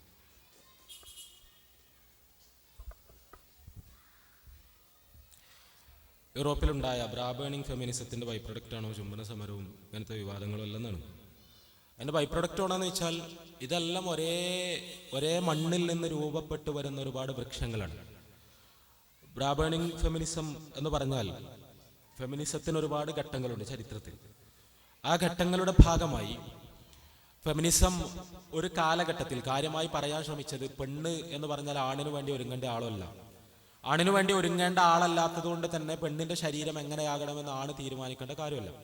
അവിടെ പെണ്ണ് ഇന്ന വസ്ത്രങ്ങളെല്ലാം ധരിക്കണം എന്ന ആണിന്റെ തീരുമാനത്തെ ഞങ്ങൾ ചോദ്യം ചെയ്യുന്നു. അതുകൊണ്ട് ഇനി മുതൽ ആ വസ്ത്രങ്ങളൊന്നും ഞങ്ങൾ ഉപയോഗിക്കില്ല എന്ന് പറഞ്ഞുകൊണ്ടാണ് ബ്രാ ബേണിംഗ് ഫെമിനിസം ഉണ്ടാവുന്നത്. അത് ഞാൻ പറയുന്നത് ഇതെല്ലാം ഒരു തരം ഒരു ഭൗതികവാദപരമായ ഒരു കാഴ്ചപ്പാടിൽ നിന്ന് ജന്മം കൊള്ളുന്ന ഒരുപാട് നിലപാടുകളാണ്. അവിടെ പുരുഷൻ സ്ത്രീക്ക് വേണ്ടി സ്ത്രീ പുരുഷന് വേണ്ടി അണിഞ്ഞൊരുങ്ങേണ്ടവളല്ല എന്ന് പറയുന്നതിൽ ചെറിയൊരു ശരിയുണ്ട്. എന്താ വെച്ചാൽ നാട്ടിലെല്ലാ പുരുഷന്മാർക്കും വേണ്ടി അണിഞ്ഞൊരുങ്ങേണ്ടവളല്ല പെണ്ണ്, അത് സത്യമാണ്. നാട്ടിലെല്ലാ പുരുഷന്മാർക്കും കാണാൻ വേണ്ടി തന്റെ ശരീരത്തെ പ്രദർശിപ്പിച്ചു നിർത്തേണ്ടവളല്ല പെണ്ണ് എന്നത് സത്യമാണ്. അതേസമയം കിടപ്പറയിൽ സ്വന്തം ഭർത്താവിന് വേണ്ടി അണിഞ്ഞൊരുങ്ങേണ്ടവളാണ് പെണ്ണ് എന്നതും അതുപോലത്തെ ഒരു സത്യം മാത്രമാണ്. അവിടെ ഫെമിനിസ്റ്റുകളുടെ പ്രശ്നം എന്താ വെച്ചാൽ അവിടെ പുരുഷന്റെ കണ്ണുകൾ ആകർഷിക്കുന്ന രീതിയിൽ കിടപ്പറയിൽ പെണ്ണ് അണിഞ്ഞൊരുങ്ങണം എന്ന് പറയുമ്പോൾ ഫെമിനിസ്റ്റുകൾ വിചാരിക്കുക അത് പെണ്ണിനെ അടിച്ചമർത്തലാണ്, പെണ്ണിന് മേൽ നിയമങ്ങൾ വെക്കലാണ്, പെണ്ണിനെ നിയന്ത്രിക്കലാണ്, പെണ്ണിനെ കയറിട്ട് കെട്ടലാണ് എന്നാണ്. യഥാർത്ഥത്തിൽ അത് സ്ത്രീയുടെ തന്നെ ജീവിത സംതൃപ്തിക്ക് ആവശ്യമാണ് എന്ന് മനസ്സിലാക്കുന്നതിൽ അവരെ ദയനീയമായി പരാജയപ്പെടുന്നു എന്നുള്ളതാണ് പ്രശ്നം. അവിടെ അവർക്ക് മനസ്സിലാകാതെ പോകുന്നത് സ്ത്രീയും പുരുഷനും തമ്മിലുള്ള പാരസ്പര്യമാണ് യഥാർത്ഥത്തിൽ വിവാഹത്തിന്റെ അടിത്തറ എന്നാണ്. അവിടെ പുരുഷനെ സന്തോഷിപ്പിക്കുക തന്നെയാണ് സ്ത്രീ ചെയ്യേണ്ടത്, പെണ്ണിനെ സന്തോഷിപ്പിക്കുക തന്നെയാണ് പുരുഷൻ ചെയ്യേണ്ടത്. ഫെമിനിസ്റ്റുകളെ പുസ്തകം വായിച്ചാൽ തോന്നുക ഇതെന്തോ മഹാ അപരാധമാണ്. സ്വന്തം ഭർത്താവിനെ സന്തോഷിപ്പിക്കാൻ വേണ്ടി ഒരു സ്ത്രീ പരിശ്രമിക്കുന്നത് എന്തോ മഹാ കീഴടങ്കലും അപരാധവുമാണ് എന്ന രീതിയിലാണ് ഫെമിനിസ്റ്റ് സാഹിത്യങ്ങൾ പോകുന്നത്. അതേസമയം ഒരു പുരുഷൻ പെണ്ണിനെ സന്തോഷിപ്പിക്കാൻ വേണ്ടി ചെയ്യുന്ന കാര്യങ്ങൾ എന്തോ മഹാ അപരാധമാണ് എന്ന രീതിയിലാണ് ഇവരുടെ അപഗ്രഥനങ്ങൾ പോകുന്നത്. ഇസ്ലാം അതിനോട് വിയോജിക്കുന്നു. തീർച്ചയായും കുടുംബജീവിതത്തിൽ പുരുഷൻ സ്ത്രീയെ സന്തോഷിപ്പിക്കാനും സ്ത്രീ പുരുഷനെ സന്തോഷിപ്പിക്കാനും തന്നെയാണ് പരിശ്രമിക്കേണ്ടത്. അതിനുള്ള മാർഗങ്ങൾ തന്നെയാണ് അവർ സ്വീകരിക്കേണ്ടത്. അതേസമയം ഇവിടെയുള്ള സ്ത്രീകളെ നാട്ടിലുള്ള മുഴുവൻ പുരുഷന്മാരെയും സന്തോഷിപ്പിക്കുന്ന രീതിയിൽ അണിഞ്ഞൊരുങ്ങാൻ പ്രേരിപ്പിക്കുന്നു എന്നതാണ് യഥാർത്ഥത്തിൽ ഫെമിനിസ്റ്റുകൾ ചെയ്യുന്ന കുറ്റം. അവരിതെല്ലാം പറയും ചെയ്യും, അവർ ജീൻസും ടീഷർട്ടും റോട്ടിൽ ഇറങ്ങും ചെയ്യും. അതുവഴി സ്വന്തം ഭർത്താവിനെ സന്തോഷിപ്പിക്കുന്നത് വരെ തെറ്റാണ്, അത് എന്തോ ഒരു പിന്തിരിപ്പിന് ഏർപ്പാടാണെന്നാണ് എന്ന് പറയുന്ന ആളുകൾ അവർ റോട്ടിലിറങ്ങി നാട്ടിലെ മുഴുവൻ പുരുഷന്മാരെയും സന്തോഷിപ്പിക്കുന്ന അവസ്ഥയാണ് യഥാർത്ഥത്തിൽ ഉണ്ടാകുന്നത് എന്നുള്ളതാണ് സത്യം. ഇതെല്ലാം വെറുതെ കുറെ ഭ്രാന്തുകളാണ്. സത്യം പറഞ്ഞാൽ മഹാബുദ്ധിജീവികളാണെന്ന് പറയും. ആ ബുദ്ധിജീവികളാണ് എന്ന് പറഞ്ഞിട്ട് ഇതുപോലുള്ള കുറെ വിഡ്ഢിത്തങ്ങൾ നമുക്ക് മുന്നിലേക്ക് വെച്ചു തരുന്നു എന്നതാണ് യഥാർത്ഥത്തിൽ ഇവരെല്ലാം നിർവഹിച്ചുകൊണ്ടിരിക്കുന്ന ദൗത്യം. അത്തരം വാദങ്ങളിൽ നമ്മുടെ തലച്ചോറുകൾ കുരുങ്ങി പോകാതിരിക്കാനാണ് യഥാർത്ഥത്തിൽ നമ്മൾ ശ്രദ്ധിക്കേണ്ടത്.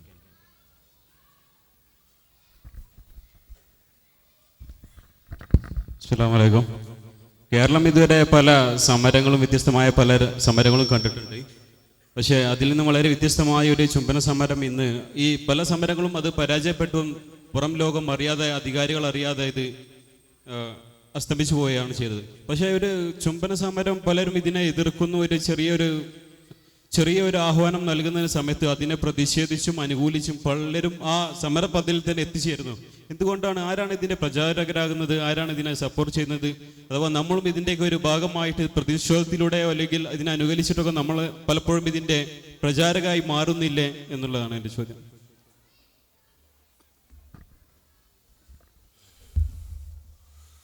കേരളത്തിൽ ഒരുപാട് സമരങ്ങൾ നടക്കുന്നു, അതൊന്നും തിരിഞ്ഞു നോക്കാൻ ആളുണ്ടാകുന്നില്ല.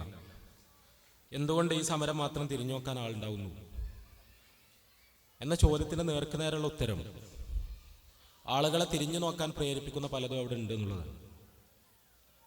അത് നമ്മൾ അങ്ങനെ തന്നെ മനസ്സിലാക്കണം. ഇവര് പറയുന്നു ഈ സമരം കാണാൻ ജനം തടിച്ചുകൂടുന്നു. തീർച്ചയായും അത് തെറ്റാണ്. പക്ഷെ ജനം തടിച്ചുകൂടാൻ നിമിത്തമാകുന്ന എന്തോ എന്ന സമരത്തിലുണ്ട് എന്നാണ് അതിന്റെ അർത്ഥം.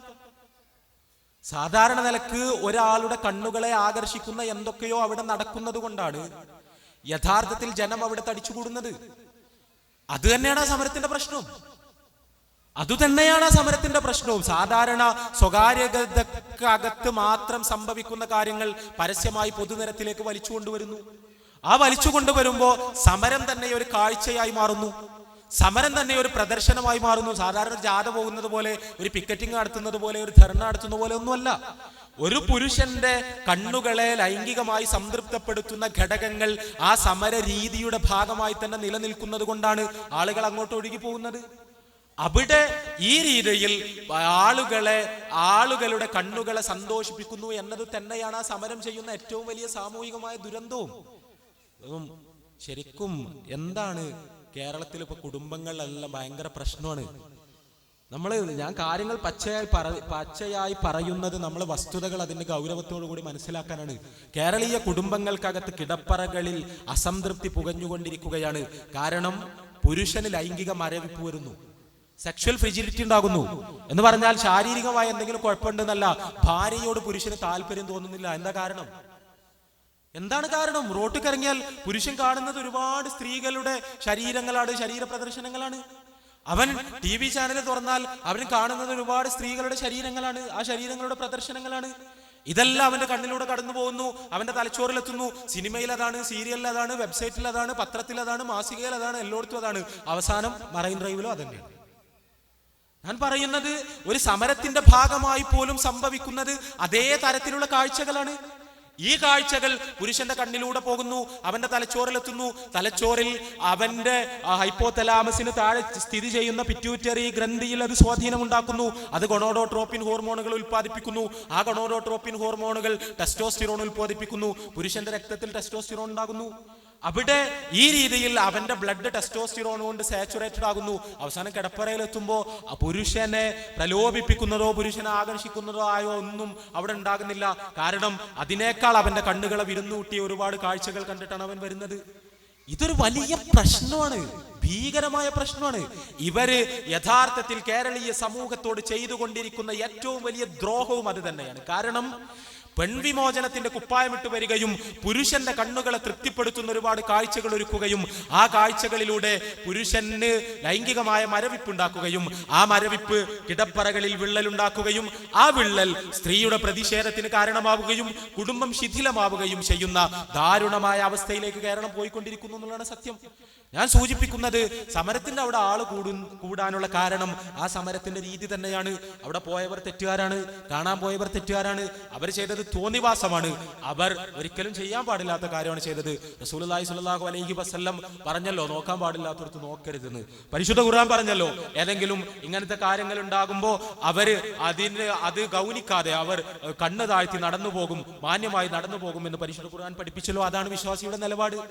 ഇവിടെ വേറെ ഒരു പ്രധാനപ്പെട്ട കാര്യം നമ്മൾ മനസ്സിലാക്കേണ്ടത്, ഈ ചുംബന സമരങ്ങളെ വിജയിപ്പിച്ചതിന്റെ 100% ക്രെഡിറ്റ് ഇവിടെയുള്ള മാധ്യമങ്ങൾക്കാണ്.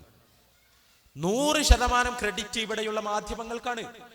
അത് ഒന്നാമത് എന്താന്ന് വെച്ചാൽ സോഷ്യൽ മീഡിയ എന്ന് പറയുന്ന ഒരു സാധനം ഉള്ളതുകൊണ്ട് വേറെ ഒരു പ്രചരണം ഇല്ലെങ്കിലും അതുവഴി തന്നെ ഒരു പരിപാടി സംഘടിപ്പിക്കാൻ കഴിയുന്ന ഒരു കാലാവസ്ഥയിലാണ് നമ്മൾ ജീവിക്കുന്നത്. അതൊരു ശരിയാണ്.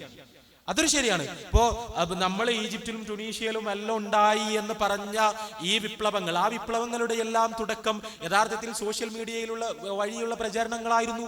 പക്ഷെ അവിടെ നമ്മൾ ഒരിക്കലും വിചാരിക്കരുത് വളരെ ആക്സിഡന്റലായി സോഷ്യൽ മീഡിയയിൽ ഇങ്ങനെ ഒരു ആശയം പ്രത്യക്ഷപ്പെടുകയും ആ ആശയത്തിന് വലിയ പ്രചാരം സിദ്ധിക്കുകയും അതിന്റെ അടിസ്ഥാനത്തിൽ ഒരു ആൾക്കൂട്ടം ഉണ്ടാവുകയും ചെയ്യുന്നു എന്ന്. അങ്ങനെയല്ല. കൃത്യമായ സാമ്രാജ്യത്വ കരുനീക്കങ്ങളുടെ ഫലമായി ഫണ്ടിങ് സ്രോതസ്സുകളുടെ ഇടപെടൽ വഴി വളരെ ബോധപൂർവം സോഷ്യൽ മീഡിയ അതിനുവേണ്ടി ഉപയോഗിക്കപ്പെടുന്നു എന്നുള്ളതാണ് സത്യം. ഇനി സോഷ്യൽ മീഡിയയിൽ ഇങ്ങനെ ഒരു പരിപാടി പ്രഖ്യാപിക്കപ്പെട്ടു, ഇതിന് പബ്ലിസിറ്റി കൊടുത്തതും ഇതിനെ ഈ രീതിയിൽ പ്രചാരം കൊടുത്തതും കേരളത്തിന്റെ മുക്കുമൂലകളിൽ അത് എത്തിച്ചതും എല്ലാം ഇവിടെയുള്ള പത്രമാധ്യമങ്ങളാണ്, പ്രത്യേകിച്ചും TV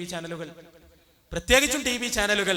അവര് പ്രചാരം കൊടുത്തു എന്ന് മാത്രമല്ല, അതിന്റെ ഉറവിടം അവർ മറച്ചുവെച്ചു.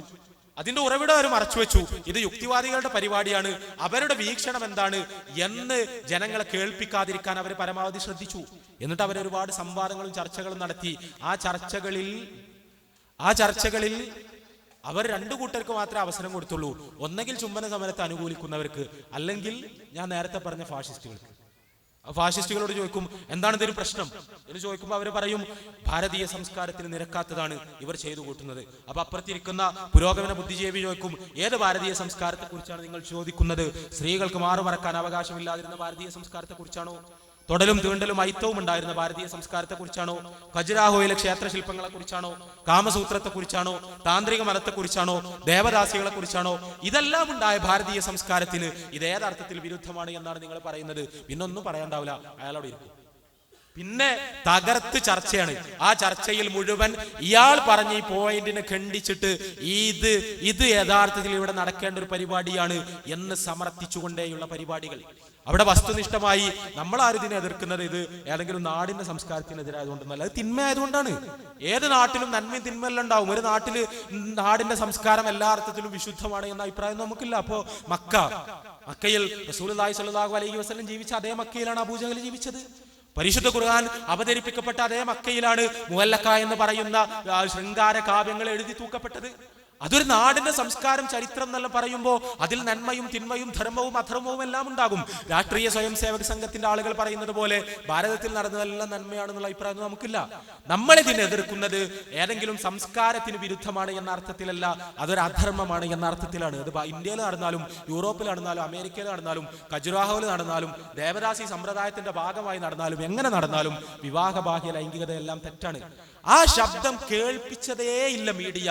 ഇവർക്ക് എല്ലാ അർത്ഥത്തിലുള്ള കവറേജും കൊടുത്തു, ഇവർക്ക് അനുകൂലമായി ചോദ്യങ്ങൾ ചോദിച്ചു. ചാനൽ ചർച്ചയിലെല്ലാം പോയിരുന്നുള്ള അവസ്ഥ നമുക്ക് അറിയാലോ. ആ ആങ്കർ ചെയ്യുന്ന ആള് എന്താ ആശയം അതിന്റെ ഔട്ട്പുട്ടായിട്ട് കിട്ടണമെന്ന് ആഗ്രഹിക്കുന്നു, അങ്ങോട്ടേ അത് പോകുള്ളൂ. കാരണം അതിനും അനുകൂലമായി സംസാരിക്കുന്ന ആളുകൾക്ക് കൂടുതൽ സമയം മൈക്ക് കൊടുക്കും, മറ്റുള്ളവർക്ക് സമയം കൊടുക്കൂല, മറ്റവരെ നല്ല ചോദ്യങ്ങൾ ചോദിച്ച് അടിച്ചിരുത്തും, ഇവർക്ക് അനുകൂലമായി സംസാരിക്കും, പക്ഷം ചേരും. അങ്ങനെല്ലാം ചാനൽ ചർച്ചകൾ പോകുക. ഞാൻ ചോദിക്കുന്നതല്ല, എന്തുകൊണ്ട് മീഡിയ അങ്ങനെ പെരുമാറുന്നു? അതാണല്ലോ പ്രശ്നം. മീഡിയ എന്തുകൊണ്ട് അങ്ങനെ പെരുമാറും? ഇപ്പോ കോഴിക്കോട്ടെ MSM സംവാദം നടത്തി. MN കാരശ്ശേരി മാഷുമായി നടന്ന സംവാദത്തിൽ ആ സദസ്സിൽ ഇരുന്നവർക്ക് മുഴുവൻ അറിയാം, മാഷ് വിഷയത്തിൽ നിന്ന് ഒഴിഞ്ഞു മാറാനാണ് ശ്രമിച്ചത്. ഈ നമ്മൾ അവതരിപ്പിച്ച കാര്യങ്ങളോടൊന്നും പ്രതികരിക്കാൻ മാഷിക്ക് പറ്റിയിട്ടില്ല. പക്ഷെ പിറ്റേ ദിവസം മലയാളത്തിലെ 2 പ്രമുഖ പത്രങ്ങൾ ഈ സംഭവം, നമ്മുടെ സംവാദത്തിന്റെ റിപ്പോർട്ട് കൊടുത്തത് നേരെ തലകുത്തനെ. അവിടെ യഥാർത്ഥത്തിൽ ആ സംവാദം കൊണ്ട് ഉണ്ടായത് എന്താണോ അതിന്റെ ഫലത്തെ മറച്ചു വെക്കുന്ന രീതിയിലാണ് പത്രങ്ങളിൽ വാർത്ത വന്നത്. എന്തുകൊണ്ട്? അതെന്തുകൊണ്ട്? അതാണ് ഞാൻ പറഞ്ഞത്. മീഡിയ വെറുതെ വാർത്തകൾ എഴുതുകയല്ല ചെയ്യുന്നത്, ചാനലുകൾ വെറുതെ ചർച്ച സംഘടിപ്പിക്കുകയല്ല ചെയ്യുന്നത്. അവരെ നിയന്ത്രിക്കുന്ന, അവർക്ക് മുകളിലുള്ള ചില കോർപ്പറേറ്റുകളുണ്ട്. ആ കോർപ്പറേറ്റുകൾക്ക് ചില താല്പര്യങ്ങളുണ്ട്. മീഡിയ വഴി എന്ത് സന്ദേശം പ്രചരിപ്പിക്കപ്പെടണം എന്ന വിഷയത്തിൽ അവർക്ക് തീരുമാനങ്ങളുണ്ട്.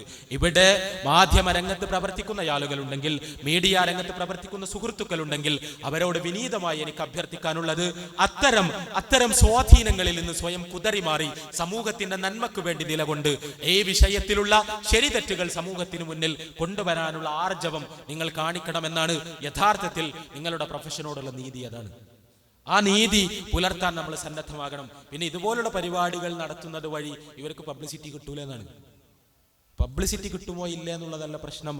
നമ്മൾ ഇതുപോലുള്ളൊരു പരിപാടി നടത്തുന്നതോടുകൂടി ഒന്നാമതായി ഇവരാരാണ് എന്ന് പൊതുസമൂഹത്തിന് വ്യക്തമാകുന്നു. രണ്ടാമതായി ഇവരുടെ ആശയം എന്താണ് എന്ന് പൊതുസമൂഹത്തിന് വ്യക്തമാകുന്നു. മൂന്നാമതായി ആ ആശയത്തിന്റെ പൊള്ളത്തരങ്ങൾ പൊതുസമൂഹത്തിന് വ്യക്തമാകുന്നു. അതോടുകൂടി ഈ സമരത്തോട് എന്ത് ലൈൻ സ്വീകരിക്കണം, നമ്മുടെ നിലപാട് എന്താകണം എന്ന വിഷയം ക്ലിയർ ആകുന്നു. അത് ക്ലിയർ ആയി കഴിഞ്ഞാൽ ഇവർക്ക് ഒരിക്കലും ആളുകളുടെ തലച്ചോറുകളെ സ്വാധീനിക്കാൻ കഴിയില്ല. ആ സ്വാധീനിക്കാൻ കഴിയാതിരിക്കലാണ് യഥാർത്ഥത്തിൽ ഇതുപോലുള്ള പ്രോഗ്രാമുകളുടെ ലക്ഷ്യം. അതാണ് നമ്മൾ നിർവഹിക്കുന്ന ദൗത്യം, നിർവഹിക്കേണ്ട ദൗത്യം എന്നതാണ് വസ്തുത.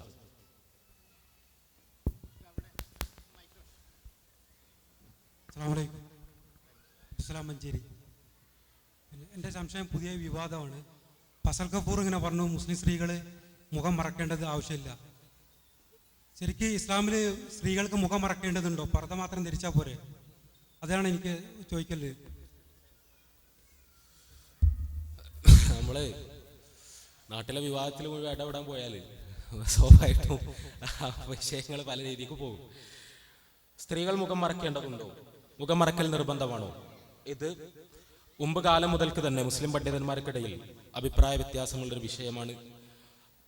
മുസ്ലിം സ്ത്രീകൾ അവരെ ഹിജാബ് സ്വീകരിക്കണം എന്ന് പരിശുദ്ധ ഖുർആൻ പറയുമ്പോൾ ആ ഹിജാബിന്റെ വിവക്ഷ മുഖം അടക്കമുള്ള ശരീരം മറക്കലാണ്. അങ്ങനെ മറക്കൽ നിർബന്ധമാണ് എന്ന് അഭിപ്രായപ്പെടുന്ന പണ്ഡിതന്മാരുടെ ഒരു പാരമ്പര്യം, അത് വളരെ കാലമായി മുസ്ലിം ലോകത്ത് നിലനിൽക്കുന്നുണ്ട്. സഹാബിമാരുടെ കാലം മുതൽക്ക് തന്നെ ആ വീക്ഷണം മുസ്ലിം ലോകത്ത് നിലനിൽക്കുന്നുണ്ട്. ആ വീക്ഷണത്തെ അനുകൂലിക്കുന്ന ഒരുപാട് പണ്ഡിതന്മാരുണ്ട്. ഇപ്പോൾ പ്രത്യേകിച്ചും ഹിജാസിലെ പണ്ഡിതന്മാർ, സൗദി അറേബ്യയിലെ പണ്ഡിതന്മാർ, ഇവിടെയുള്ള പണ്ഡിതന്മാർ നല്ലൊരു ശതമാനം ആളുകൾ, ബഹുഭൂരിപക്ഷം ആളുകളും സ്ത്രീകൾ മറക്കേണ്ട ഭാഗങ്ങളിൽ മുഖം കൂടി ഉൾപ്പെടും എന്ന് അഭിപ്രായപ്പെടുന്നവരാണ്. എന്നാൽ അതേസമയം വേറൊരു വിഭാഗം പണ്ഡിതന്മാർ സ്ത്രീകൾ മുഖവും മുൻകൈയും ഒഴിച്ചുള്ള ശരീരഭാഗങ്ങൾ മറക്കാനാണ് ഇസ്ലാം കൽപ്പിച്ചിട്ടുള്ളത് എന്നും അതാണ് യഥാർത്ഥത്തിൽ നിർബന്ധമായിട്ടുള്ളത് എന്നും മുഖം മറക്കൽ നിർബന്ധമാണ് എന്ന് പരിശുദ്ധ ഖുർആനോ റസൂലുള്ളാഹി സ്വല്ലല്ലാഹി അലൈഹി വസല്ലമയോ പഠിപ്പിച്ചിട്ടില്ല എന്നും അഭിപ്രായപ്പെടുന്നവരാണ്. ഇപ്പോൾ സൗദി അറേബ്യക്കാരനല്ലെങ്കിലും സൗദി അറേബ്യയിൽ ജീവിക്കുകയും പ്രവർത്തിക്കുകയും പഠിപ്പിക്കുകയും എല്ലാം ചെയ്ത 20-ാം നൂറ്റാണ്ടിലെ ഏറ്റവും വിഖ്യാതനായ ഹദീസ് പണ്ഡിതൻ ഷെയ്ഖ് നാസറുദ്ദീൻ അൽബാനി റഹ്മത്തുള്ളാഹി അലൈഹി, അദ്ദേഹം മുഖം മറക്കൽ നിർബന്ധമില്ല സ്ത്രീകളെ സംബന്ധിച്ചിടത്തോളം എന്ന് അഭിപ്രായപ്പെട്ട പണ്ഡിതനാണ്. മുഖം മറക്കൽ നിർബന്ധമില്ല എന്ന് സ്ഥാപിക്കാൻ വേണ്ടി പുസ്തകങ്ങൾ എഴുതിയ പണ്ഡിതനാണ്. ആ വിഷയത്തിൽ അദ്ദേഹത്തിന്റെ വാദങ്ങൾ ശക്തമായി അവതരിപ്പിച്ച വ്യക്തിയാണ്, എല്ലാമാണ്. ഞാൻ സൂചിപ്പിക്കുന്നത് പ്രഗത്ഭരായ പ്രതിപാദനരായ പണ്ഡിതന്മാർക്കിടയിൽ തന്നെ അഭിപ്രായ വ്യത്യാസമുള്ള ഒരു വിഷയമാണിത്.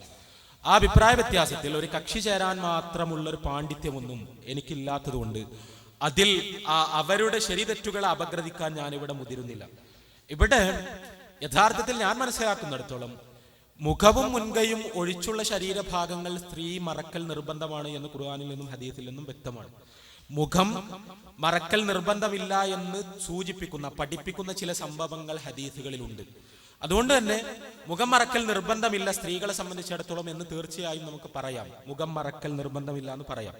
പക്ഷേ ഏതെങ്കിലും ഒരു സ്ത്രീ തനിക്ക് മുഖം മറക്കണമെന്ന് തോന്നുകയും ഈ മുഖം മറക്കുന്ന പാരമ്പര്യമാണ് ശരി എന്ന് അവർക്ക് അനുഭവപ്പെടുകയും അതിന്റെ അടിസ്ഥാനത്തിൽ മുഖം മറക്കുകയും ചെയ്താൽ അത് എന്തോ വലിയ ഒരു അപരാധമാണ് എന്ന് പറയാൻ ഇസ്ലാമികമായി പ്രത്യേകിച്ച് ന്യായം ഒന്നുമില്ല. അവരെ പരിഹസിക്കാനോ അവരെ കളിയാക്കാനോ അവരതിന്റെ പേരിൽ വിമർശിക്കാനോ അവരോട് നിർബന്ധമായി മുഖം തുറന്നിടണം എന്ന് പറയാനോ ഒന്നും ബാക്കിയുള്ളവർക്ക് അവകാശമല്ല.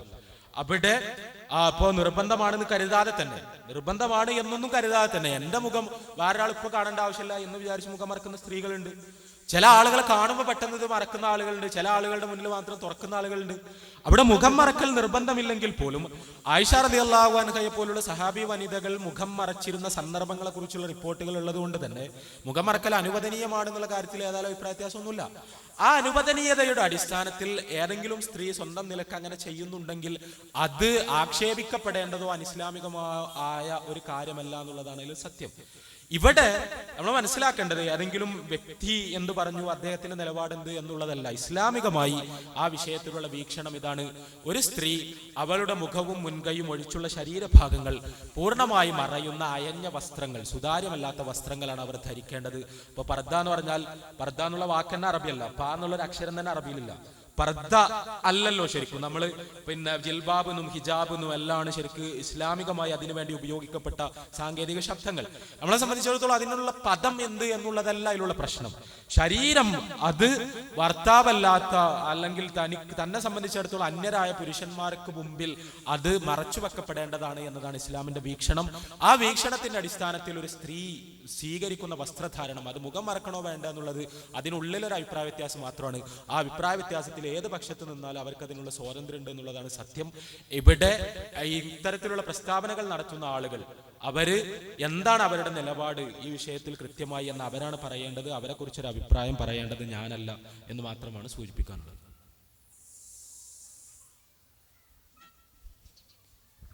അസ്സലാമു അലൈക്കും. ആദ്യമായിട്ട് ഇങ്ങനെ ഒരു ചർച്ച സംഘടിപ്പിച്ച MSM-നെ അഭിനന്ദിക്കുകയാണ്.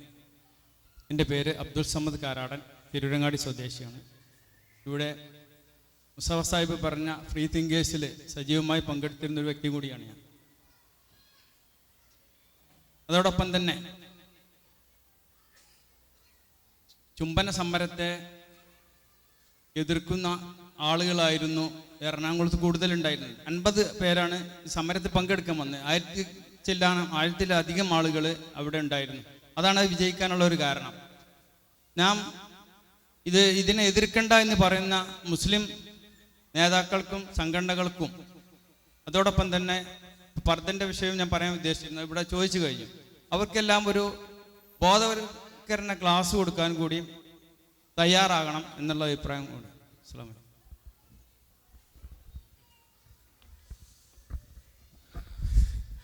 മുസ്ലിം സംഘടനാ നേതാക്കൾക്കെല്ലാം ബോധവൽക്കരണ ക്ലാസ് നടത്തുന്നതാണ്. എന്താ വെച്ചാൽ ഒരുപാട് വിഷയങ്ങളിൽ കേരളത്തിലെ മുസ്ലിം സംഘടനകൾ സ്വീകരിക്കുന്ന നിലപാടുകൾ ശരിയല്ല എന്നുള്ള അഭിപ്രായമാണ് ഞാൻ. എല്ലാം ഒരു ബോധവൽക്കരണ ക്ലാസ് നടത്തി അവരെല്ലാം ബോധ്യപ്പെടുത്താൻ കഴിയുമെങ്കിൽ നല്ല എളുപ്പമുണ്ട്. നമ്മൾക്കെല്ലാം നല്ല സുഖമുള്ള പരിപാടിയാണ്. എന്താ വെച്ചാൽ അത് പ്രായോഗികമല്ല, നമ്മൾക്ക് എല്ലാവർക്കും അറിയാം. നമ്മൾ ഒരു സ്ഥലത്ത് എല്ലാവരും വിളിച്ചുകൂട്ടി നമ്മൾ കാര്യങ്ങൾ പറഞ്ഞു കൊടുത്താൽ അവരെല്ലാം കേൾക്കുന്നുണ്ടെങ്കിൽ കേരളത്തിലെ മുസ്ലിം സമുദായത്തിന്റെ ചിത്രം ഇതൊന്നും ആകൂലായിരുന്നു. നമ്മൾ വിചാരിക്കുന്ന രീതിയിൽ മുസ്ലിം സംഘടനകളെല്ലാം പോവുകയാണെങ്കിൽ. അവിടെ നമ്മളെ സംബന്ധിച്ചിടത്തോളം തീർച്ചയായും ഇവിടെ സൂചിപ്പിക്കപ്പെട്ടതുപോലെ ബോധവൽക്കരണം തന്നെയാണ് നടക്കേണ്ടത്. അത് അവരെ വിളിച്ചുകൂട്ടി നേർക്ക് നേരെ ഒരു ബോധവൽക്കരണം നടത്താൻ നമുക്ക് കഴിയില്ലായിരിക്കാം. പക്ഷേ ബോധവൽക്കരിക്കണം. എങ്ങനെ ബോധവൽക്കരിക്കണം? ഇതുപോലുള്ള പ്രോഗ്രാമുകളിലൂടെ ബോധവൽക്കരിക്കണം.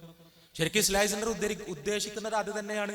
ഇപ്പോൾ കോഴിക്കോട്ടെ MSM എന്തിനാ പരിപാടി നടത്തിയത്? അവിടെ ഒരുപാട് ആളുകൾ വന്നു. ആ ആളുകളെല്ലാവരും MSMന്റെ പ്രവർത്തകരോ KNMന്റെ പ്രവർത്തകരോ ഒന്നുമല്ല, നാനാ തുറകളിലുള്ള ആളുകളാണ്. അവർ പരിപാടി കേൾക്കുന്നു, നമ്മുടെ സംസാരം കേൾക്കുന്നു. അപ്പോൾ അവർക്ക് ബോധമുണ്ടാകുന്നു. അതിൽ വ്യത്യസ്ത സംഘടനകളിൽപ്പെട്ട ആളുകൾ ഉണ്ടാവും. അവരവരുടെ സംഘടനകളിലേക്ക് തിരിച്ചു പോകുന്നു. അവർ ഇന്റേണൽ മീറ്റിങ്ങുകൾ നടക്കുന്നു. ആ മീറ്റിങ്ങുകളിൽ നമ്മുടെ പരിപാടി കേട്ട ഒരു സ്വാധീനത്തിന്റെ അടിസ്ഥാനത്തിൽ അവർ നിലപാടുകൾ പറയുന്നു. ആ നിലപാടുകൾ സ്വാഭാവികമായും പിന്നീട് അവരുടെ തീരുമാനങ്ങളിൽ പ്രതിഫലിക്കണം. ഇപ്പോൾ ഇവിടെ ഇസ്ലാഹി സെന്റർ പരിപാടി നടത്തി, ജിദ്ദയിൽ ഒരു പൊതുസമൂഹം വന്നു. ഇവിടെ എല്ലാവരും ഇസ്ലാഹി സെന്ററിന്റെ പ്രവർത്തകരോ കാര്യങ്ങളോ ഒന്നും ആവണമെന്നില്ല. പക്ഷേ ഇവിടെ ഒരു സംസാരം നടക്കുന്നു. ആ സംസാരത്തിലൂടെ ഒരു മെസ്സേജ് പോകുന്നു. ആ മെസ്സേജ് എല്ലാവർക്കും കിട്ടുന്നു. സ്വാഭാവികമായും അത് അവരുടെ തലയിലുണ്ടാകും. അവർ പങ്കെടുക്കുന്ന യോഗങ്ങളിലുണ്ടാകും. ആ യോഗങ്ങളിൽ അത് പ്രതിഫലിക്കും. എല്ലാവർക്കും ഇതെത്തും. ഇത് നമ്മൾ റെക്കോർഡ് ചെയ്യുന്നു, നമ്മൾ യൂട്യൂബിൽ കയറ്റുന്നു. ലോകത്തിന്റെ നാനാഭാഗത്തു നിന്നും മലയാളികൾ ഇത് കാണുന്നു. അവരെ എല്ലാം ഇത് സ്വാധീനിക്കുന്നു. നമ്മുടെ നിലപാടുകൾ അവരുടെ തലച്ചോറിലേക്ക് കയറുന്നു. അങ്ങനെ തന്നെയാണ് നമ്മൾ ബോധവൽക്കരണം നടത്തുക. അല്ലാതെ ഇവരെല്ലാം കൂടി ഇരുത്താൻ കഴിയുകയാണെങ്കിൽ വളരെ നല്ലത് തന്നെ, യാതൊരു സംശയമല്ല. ഞാൻ ആ അഭിപ്രായക്കാരൻ തന്നെയാണ്. കേരളത്തിലെ മുസ്ലിം സംഘടനകൾ അവർക്കിടയിലെ അഭിപ്രായ വ്യത്യാസങ്ങൾ നിലനിർത്തിക്കൊണ്ട് തന്നെ ഒരുമിച്ചിരിക്കുകയും ഇത്തരം പൊതുപ്രശ്നങ്ങൾ തുറന്ന് ചർച്ച ചെയ്യുകയും അതിലെന്ത് നിലപാട് സ്വീകരിക്കണമെന്ന് കൂട്ടായി ആലോചിക്കുകയും പരസ്പരം തിരുത്തുകയും ധരിപ്പിക്കുകയും എല്ലാം ചെയ്യുന്ന ഒരു അവസ്ഥയുണ്ടാകേണ്ടത് വളരെ ആവശ്യമാണ്, സ്വാഗതാർഹമാണ്. പക്ഷേ അങ്ങനെയെല്ലാം നടക്കോ എന്നുള്ളത് വേറെ വിഷയമാണ്. അത് നടന്നാലും നടന്നിട്ടില്ലെങ്കിലും ഈ രീതിയിലുള്ള ബോധവൽക്കരണങ്ങൾ ഇപ്പോ MSM എടുത്തൊരു തീരുമാനം എന്താ വെച്ചാൽ എല്ലാ മുസ്ലിം സംഘടനകളെയും ബോധവൽക്കരിക്കണം. കേരളത്തിലെ എല്ലാ ബുദ്ധിജീവികളെയും ബോധവൽക്കരിക്കണം. കേരളത്തിലെ എല്ലാ പത്രപ്രവർത്തകരെയും ബോധവൽക്കരിക്കണം. കേരളത്തിലെ എല്ലാ സാംസ്കാരിക നായകരെയും ബോധവൽക്കരിക്കണം. കാരണം ഇവർക്ക് ആർക്കും ഇത് എന്താണെന്ന് മനസ്സിലായിട്ടില്ല, ഇതിന്റെ അജണ്ട എന്താണെന്ന് മനസ്സിലായിട്ടില്ല. അവരെല്ലാം ബോധ്യപ്പെടുത്തണം. അതിനെന്ത് ചെയ്യാൻ പറ്റും? ഞങ്ങൾ കൂട്ടായിരുന്നു ആലോചിച്ചു, ഞങ്ങൾ തീരുമാനിച്ചു വളരെ വിശദമായി എന്താണ് യഥാർത്ഥത്തിൽ ഇവരുടെ അജണ്ടകൾ, ഇതുവഴി സംഭവിക്കാൻ പോകുന്നത് എന്താണ്, ഇതിനെതിരെ നമ്മൾ സ്വീകരിക്കേണ്ട നിലപാട് എന്താണ് എന്ന് വിശദമായി എഴുതണം. അങ്ങനെ എഴുതാൻ തീരുമാനിച്ചതിന്റെ അടിസ്ഥാനത്തിൽ നമ്മൾ എഴുതി ഈ ചുംബനങ്ങൾ ചുട്ടുചാമ്പലാക്കുന്നത് ഫാഷിസത്തെയല്ല എന്ന പേരിൽ നമ്മൾ എഴുതി അതൊരു ബുക്ക്ലെറ്റായി നമ്മൾ പ്രിന്റ് ചെയ്തു. നമ്മളത് ഒരുപാട് കോപ്പികൾ അടിച്ചു. ആ കോപ്പികൾ കോഴിക്കോട് മുജാഹിദ് സെന്ററിൽ നിന്ന് അന്ന് കോഴിക്കോട്ടെ പരിപാടിയിൽ കേരള ജംഇയ്യത്തുൽ ഉലമയുടെ ബഹുമാനനായ അഭിവന്ദ്യനായ ജനറൽ സെക്രട്ടറി നമ്മുടെ പ്രിയങ്കരനായ ഗുരുവര്യൻ രക്ഷിതാവ് M മുഹമ്മദ് മദനി അദ്ദേഹം കോഴിക്കോട്ടെ പരിപാടിയിൽ വെച്ച് നമ്മുടെ ബുക്ക്ലെറ്റ് പ്രകാശനം ചെയ്തു. പ്രകാശനം ചെയ്യപ്പെട്ടതോടുകൂടി ആ ബുക്ക്ലെറ്റ് നമ്മൾ കേരളത്തിലെ MLA-മാർക്കും മലയാളികളായ MP-മാർക്കും ബുദ്ധിജീവികൾക്കും എഴുത്തുകാർക്കും സാംസ്കാരിക നായകർക്കും മുസ്ലിം വിദ്യാർത്ഥി പ്രസ്ഥാനങ്ങൾക്കും മുസ്ലിം സംഘടനാ നേതാക്കൾക്കുമെല്ലാം അവരുടെ വിലാസങ്ങളിൽ നമ്മൾ അയച്ചു കൊടുത്തുകൊണ്ടേയിരിക്കുകയാണ്. അതൊരു ബോധവൽക്കരണമാണ്. അവരുടെ കയ്യിൽ അത് കിട്ടട്ടെ, അവർ വായിക്കട്ടെ. ആ വായിച്ചതിന്റെ അടിസ്ഥാനത്തിൽ അവർ നിലപാടുകൾ സ്വീകരിക്കട്ടെ. ആ നിലപാടുകൾ കേരളീയ സമൂഹത്തിൽ മാറ്റമുണ്ടാകട്ടെ എന്ന് ആഗ്രഹിച്ചുകൊണ്ട് ഇപ്പോൾ ഞാൻ വന്ന സമയത്ത് അതിന്റെ കുറച്ച് കോപ്പി ബുക്ക്ലെറ്റ്സ് ഞാൻ എൻ്റെ കയ്യിൽ വെച്ചിരുന്നു. സെന്റർ ഭാരവാഹികളെ ഏൽപ്പിച്ചിരുന്നു. ഇവിടെ വരുന്ന പ്രധാനപ്പെട്ട ഇതുപോലുള്ള പൊതുകാര്യ പ്രസക്തരായ ആളുകൾക്കെല്ലാം അത് നൽകണം എന്ന് അവരോട് പറഞ്ഞിരുന്നു. കിട്ടിയിട്ടുണ്ടാകുമെന്ന് ഞാൻ വിചാരിക്കുന്നു. അത് ആ വഴിക്കുള്ള ഒരു സ്റ്റെപ്പാണ്. അപ്പൊ തീർച്ചയായും അത്തരം പ്രവർത്തനങ്ങൾ നടക്കേണ്ടതുണ്ട്. ഇവിടെ സൂചിപ്പിക്കപ്പെട്ടതുപോലെ എല്ലാവരെയും ഇത് ബോധ്യപ്പെടുത്തേണ്ടതുണ്ട്. ആ ബോധ്യപ്പെടുത്താൻ എല്ലാവരുടെയും പിന്തുണയുണ്ടാകണം. ഏത് രീതിയിൽ നിങ്ങൾ ഇതിനോട് സഹകരിച്ചാലും നമ്മൾ അതിനോട് സഹകരിക്കും. നിങ്ങൾ ഇവിടെയുള്ള മാധ്യമ പ്രവർത്തകരെ കൊണ്ടുവന്ന് തരുമോ? അവരോട് സംസാരിക്കാൻ സന്നദ്ധമാണ്. ഇവിടെയുള്ള രാഷ്ട്രീയ പ്രവർത്തകരെ കൊണ്ടുവന്ന് തരുമോ? അവരോട് സംസാരിക്കാൻ സന്നദ്ധമാണ്. ഇവിടെയുള്ള സാംസ്കാരിക പ്രവർത്തകരെ കൊണ്ടുവന്ന് തരുമോ? അവരോട് സംസാരിക്കാൻ സന്നദ്ധമാണ്. ഇവിടെയുള്ള മുസ്ലിം സംഘടനാ നേതാക്കളെ കൊണ്ടുവന്ന് തരുമോ? അവരോട് സംസാരിക്കാൻ സന്നദ്ധമാണ്. അവരെയെല്ലാം ഇത് ബോധ്യപ്പെടുത്താൻ സമയം ചെലവഴിക്കാൻ നാം സന്നദ്ധമാണ്. അതിനുള്ള അവസരങ്ങളാണ് പ്രശ്നം. ആ അവസരങ്ങൾ ലഭിക്കുകയാണെങ്കിൽ തീർച്ചയായും അത് ഉപയോഗിക്കാനുള്ള സന്നദ്ധത അറിയിക്കുന്നു. അസ്സലാമു അലൈക്കും. എൻ്റെ പേര് അബ്ദുൽ ഹമീദ്, മലപ്പുറം ജില്ല പാണ്ടിക്കാട്. പിന്നെ നമ്മളെ മുസ്ലിങ്ങളുടെ ഒരു സ്വഭാവമാണ് എന്ത് പറഞ്ഞാലും ജൂതന്മാരിലേക്കും ക്രൈസ്തവരിലേക്കും നീങ്ങുക എന്നുള്ളത്. ഇവിടെ ഖുർആനിൽ അല്ലാഹു സുബ്ഹാനഹു വ തആല പറയുന്നു, സ്ത്രീകളോട്, സത്യവിശ്വാസിനികളായ സ്ത്രീകളോട് അവരുടെ മാറുകളും മുഖവും മറക്കണം. അതുപോലെ തന്നെ അന്യപുരുഷന്മാരുമായിട്ട് നിങ്ങൾ സംസാരിക്കുമ്പോൾ ഒരു മറ വേണം. സംസാരിക്കുന്ന സമയത്ത് തന്നെ പിന്നെ ജാലിയ കാലത്ത് എപ്രകാരമാണോ സംസാരിച്ചത് അങ്ങനെ സംസാരിക്കരുത്. ഇങ്ങനെയൊക്കെ ഖുർആൻ പറയുമ്പോൾ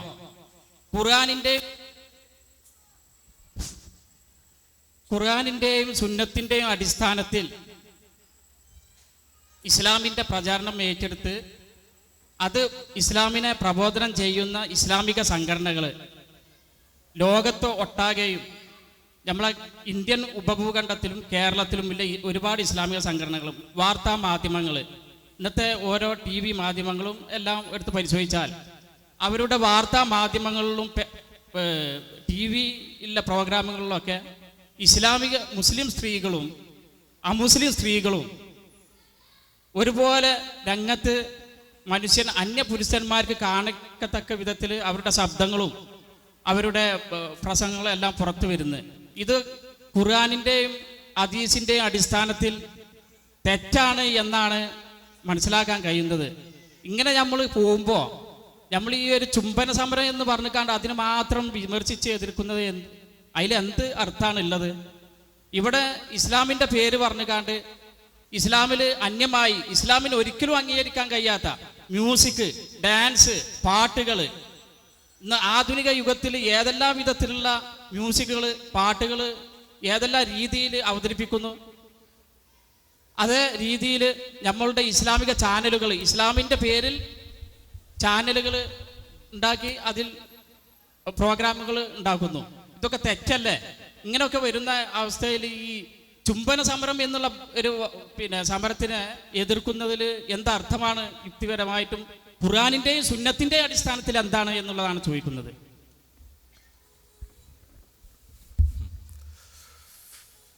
ഇവിടെ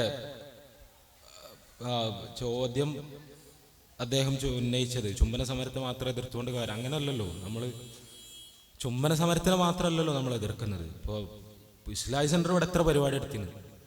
ആ പരിപാടികളിൽ ഇപ്പോൾ ചുംബന സമരം എന്നൊരു വിഷയം ചർച്ച ചെയ്യാൻ വേണ്ടി ആകെ ഒരു പരിപാടി നമ്മൾ നടത്തി. നമ്മൾ സമുദായത്തിൽ നിലനിൽക്കുന്ന എല്ലാ തിന്മകളെയും അനാചാരങ്ങളെയും എതിർക്കുന്നു.